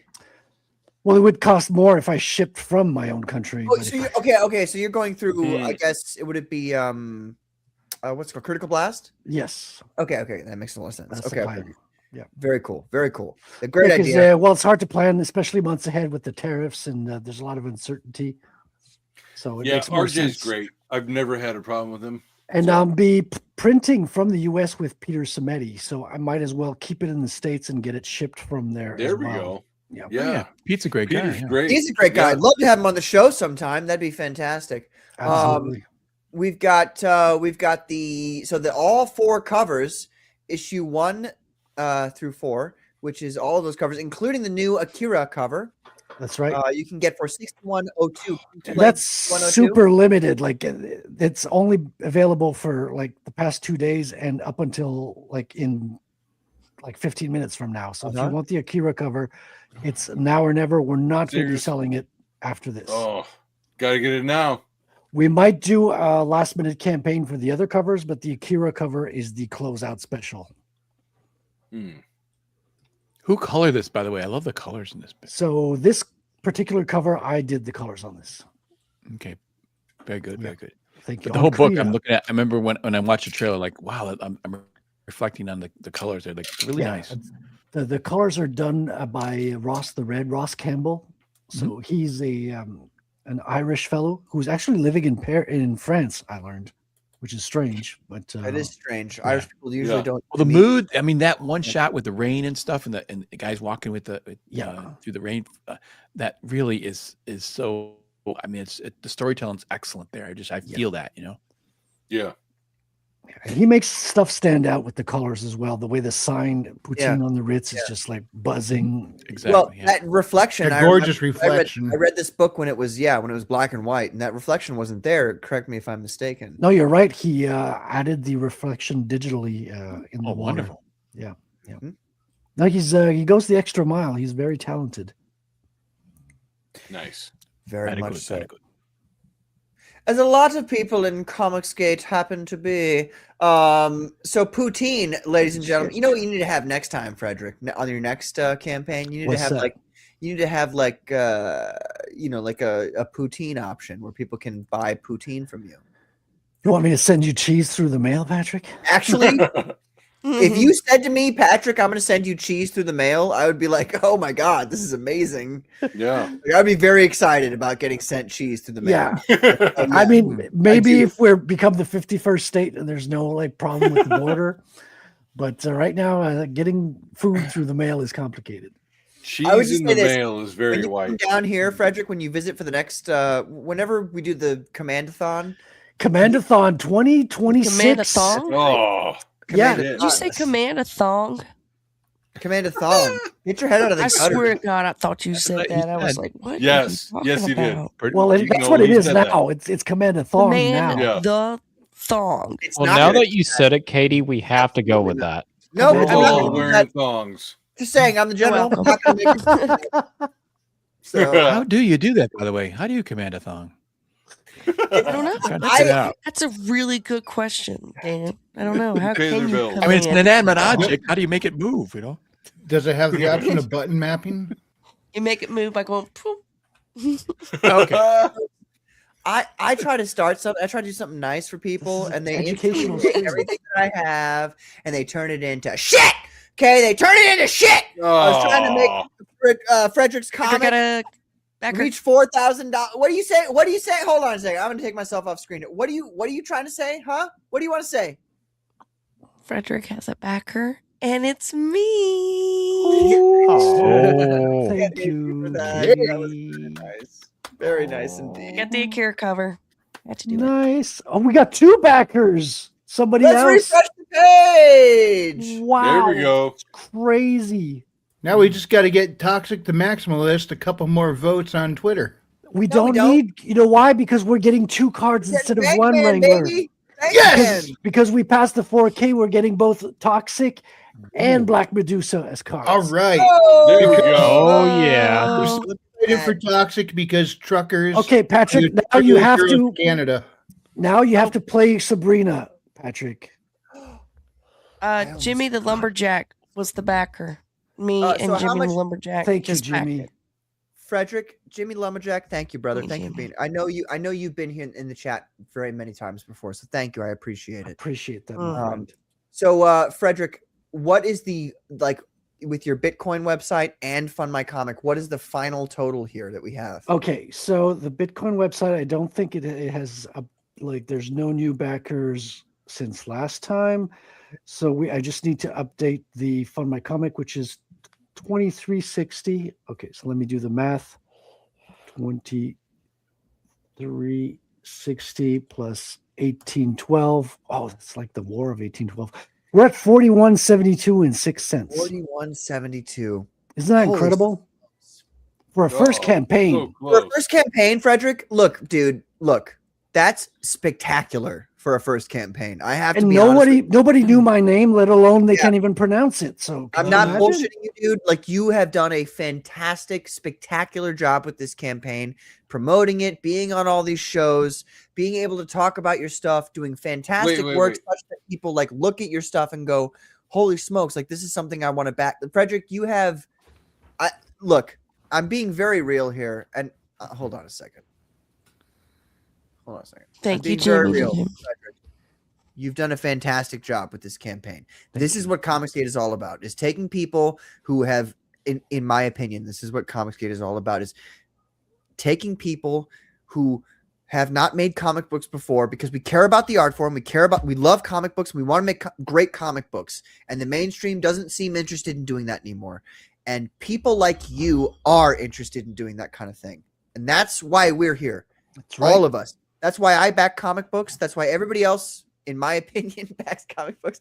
They back things that they think are good, that they like, which is the point. And you're doing a great job with Ratel. You have made something that people think is really good, and they're backing it, and you blew it out of the water this first campaign. Dude. Thank you so Congratulations. Frederick Guimont, you, sir, are a goddamn legend. And I salute Cheers. to you. Everybody, if you have a drink or water or whatever, salute, brother. You did a fantastic job on this campaign. Congratulations. Comicsgate. Over $4,000. Comicsgadium Eternum. And that's American dollars. That's right. Yeah. Not Canadian dollars. Can That'd be you sad if it was update it? Canadian, but it's real money. not Where we at? Canadian money. Well, see, some of it is people are real saying money. it's higher. Some of it's Bitcoin. It's real money. Bitcoin's real money. No, I'm saying Frederick, that is the real Check money. the chat. People are saying it's higher. But while you're doing that, I want to give a shout out to Tiki the Mighty, who Oh, yeah. donated over my Ko-fi to remind Patrick that he needs to start posting the link to his Ko-fi and pinning it to the chat when he does his shows. Me? No. Tonight you need Fredericks. He's just saying like. Hold on. There let me we refresh go. the page. 4270. We got Yeah, let's 64, refresh. Let's refresh. 60, and let's refresh. And we're at. Oh my God. 4270. Yeah. Wow. Oh my God. We did it. Tekage, we passed 4200. Thank you, Amazing. Comicsgate. Thank you, Comicsgate. Why are you Hell saying yeah, Tekage only? Why is Because he was in the Tekage- chat. Can we That get was it to awesome. 4200? You were like, you and me, Tekage, we did it. It worked out. Wow. Wow, I'm touched, everybody. Seriously, thank you so much from the bottom of my heart. I could not have done this alone. You, the Space Comics Gate, everyone who got me on their show, Katie, EVS, you, Patrick, you kicked it off here Me. with the Commandos, and we're closing it out on the Commandos as well. This is the Hell perfect yeah. book ending, man. I'm so grateful to be part of the Commandos and to have started and ended the campaign here, man. It's the perfect place. You are the embodiment of Comicsgate. You have strong values, and you promote small and big creators who do good stuff, man. And I love it. Yes. Proud to be part of you guys and to be here with you all tonight. Frederick, this show would be nothing without people like you, who are like you and Carbon and who's not here apparently, doesn't appreciate you as much as I do. Oh.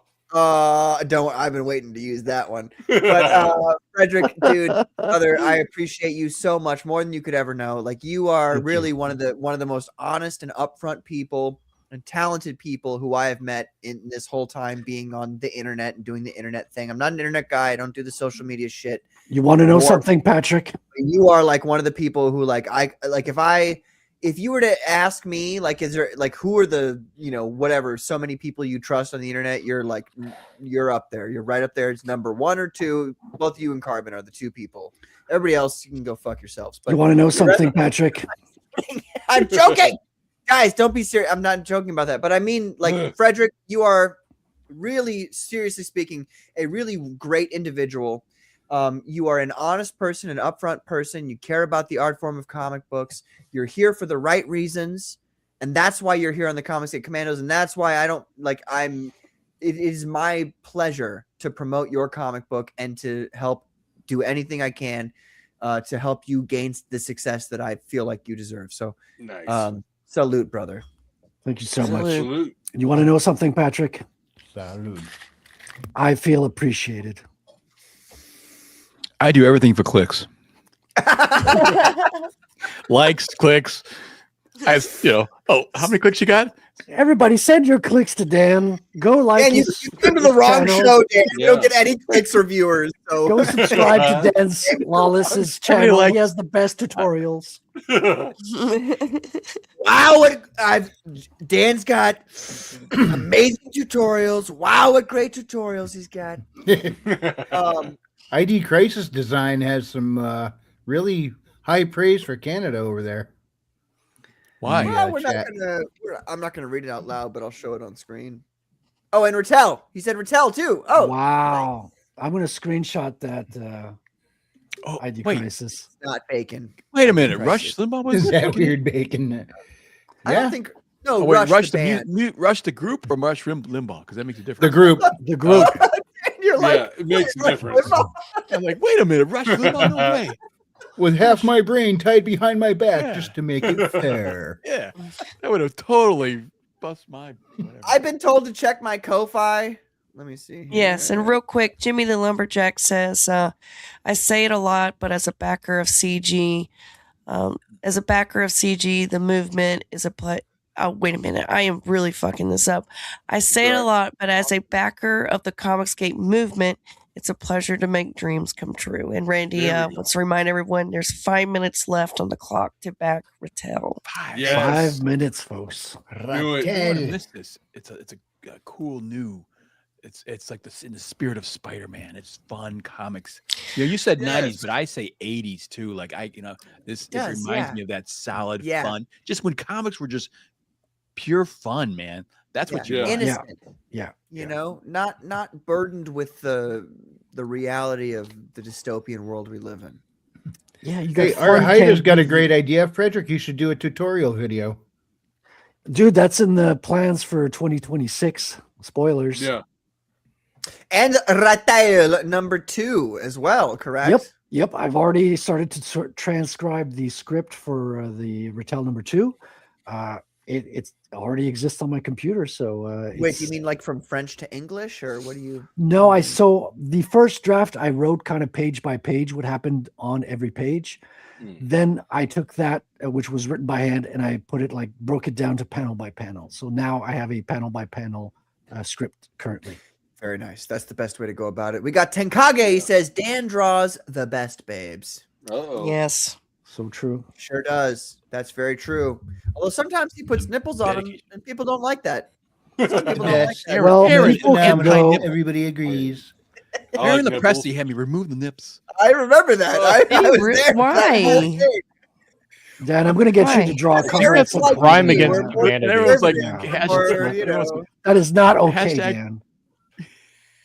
Everyone's like, Hashtag save the free nips. What the hell, Yeah. Aaron? Yeah. Come on now. no. Aaron It's part of the human I body. will defend Aaron Lepresti till my dying breath for removing those nips, okay? Look, I understand why you did it, Dan, but I agree with Aaron. He's paying the checks. I mean, he's paying the bills. So I gotta. Yeah, that's right. He's paying the Well, check. if you back Ratel, you will see nips in Ratel. I mean, not directly, but through the clothing, you know. there we go. Why did you start with that, Frederick? It's Well, Corey it is Barton's Canada. style I guess nip. it is cold up there. Chat says free the nip. So that's Right, where where we're that's at. it. Warp drive malfunctions. You got to give the chat what they want, Patrick. Chat what they No, want. I like to do whatever I want and then tell them that's what they want. Speaking of paying the bills, I got Tiki the Mighty in my Ko-Fi up in here in my Ko-Fi. Son. I don't know. Wow, Don't. that was so white of you. But he says the Yes. Baptist hospitals down here in Florida treated people with severe COVID symptoms with a zinc injection. A weak immune system is a zinc deficiency. Yep. Did I get money works. for that? Because it doesn't tell me how much money I got. You scroll down. Yeah, there's no money there. By I'm the way, is that- joking. I know he said. I'm fucking around. And then he also Oh my said, God. 2020 made my wife go down such a rabbit hole. She linked her childhood rheumatoid arthritis to the MMR vaccine. She eventually managed her symptoms going carnivore. Ooh, yeah, brother. That's a new thing people I got to do a get lot. back on that. Going When I carnivore. was doing carnivore, I felt better than ever before. Unfortunately, I'm addicted to peanut butter M&Ms. 1 minute to go. So we got a backer who just donated $1. So thank you very much. Yeah. Yeah. Does he get the just so we're on the same page? Does he get the stretch goals or What? For one, no, you have to get at least one tier, right? Oh, I don't know. I was asking you. Yeah. Well, I mean, I didn't ask myself that question prior, I'm asking you the question now, but not you have prior. to have back at least something. I would say, I think you figured it out. but I You may got it. feel generous and send it to him regardless. You know. I who think knows? it's You know what? Hold on a second. I'll throw in an extra $10 so you can send that guy that shit. Hold You got on. 1 minute. You got 1 minute, Patrick. Got 1 minute. Oh, my God. shit. Okay. That was Okay. 1 minute ago. You Crunch said. time. 37 seconds. If I you mean- send to 11:02, you could get the Akira cover. 1 minute left. You can do it. Music I make when I'm doing things fast. Oh my 20 God! I got it back. seconds. Oh shit! I Get so- 25 I got seconds. it in. Oh shit! I got. Hold on. No. Where did the campaign go? There it is. Okay.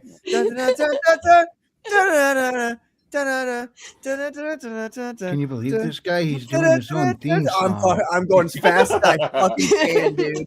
Talent. It's called talent. Close 2 seconds ago. No, it's not. I'm about to put it in there, buddy. Come on, lock it Hold in. on. Lock it in. It's Pledge. Press the button. Will it let me do it? It's over. Hold, it's still loading. Thank you. For Maybe, your I'll let you through because you started before it closed. Yeah, I think it worked. Awesome. Yeah, Randy said it just closed. Yeah. Send that guy who 464. who gave you $1. Send him those sentiment. It's a photo finish. Wow, thank you so much, everybody. This has been the most exciting thing that's happened to me like in a really long time of my life. Yeah. Man. This is like top 10 for sure. There we go. Incredible. Thank you, Amazing everybody. stuff. Frederick, look, you're new in Comicsgate. You are truly one of the most honest, upfront, stable individuals who exists in this scene on the internet. That's saying something because we're on the internet. Yeah, I was gonna say, wow. I'm batshit crazy. Where it's it's just that the movie, among what other the hell? Comicsgate artists, I just appear very stable. Bro, you're honestly like, I'm so OCD that I anyway, the point is you're a great guy, Frederick. I really Thank you, sir. appreciate you existing as a human person, you being on my show, being one of my co-hosts who comes on here every time. I really I can't even express how much I It's appreciate mandatory. you. I have to, Patrick. It's not like you can do whatever you want, man. I'm just kidding. No, I know you are, but I want to be serious with the folks at home for a minute, even though I never am. And you are really one of the best people in Comicsgate. I truly greatly appreciate your existence and the fact that not only you exist and you come on my show and you're such a great co-host with me, but that you are a great artist, a fantastic artist who has now made his first ever comic book. And it fills me with such pleasure to know that you, not pleasure in like the fun way, like pleasure in like the brotherly way, to know that you the painful kind of pleasure, is that what you're saying? Yeah. Easy. Some of us like that. To know that you have done EMI? so well on your first campaign, like that. It's one of those things that it's just like poetic justice. You know what I mean? It feels right, and I'm very happy that the folks at home backed you. Thank you all, you guys at home who backed Frederick and made this a really big success. Yeah. This is, oh my gosh, over 4K for a first campaign from somebody you've technically speaking never heard of. It's actually kind of unheard of, to be honest with you. So thank you, folks. And wait, I thought Comicsgate was dead. Has nothing to do with the beer. Sorry. It has. Go ahead. Stop it, Eric. You're trying to make me angry. I'm now. out. I'm out. No, I'm Comicsgate out. is not dead. First of all, I heard what you said about Comicsgate is not dead. Okay. No. The people at home who think that Comicsgate is dead. First of all, you're a wrong outro.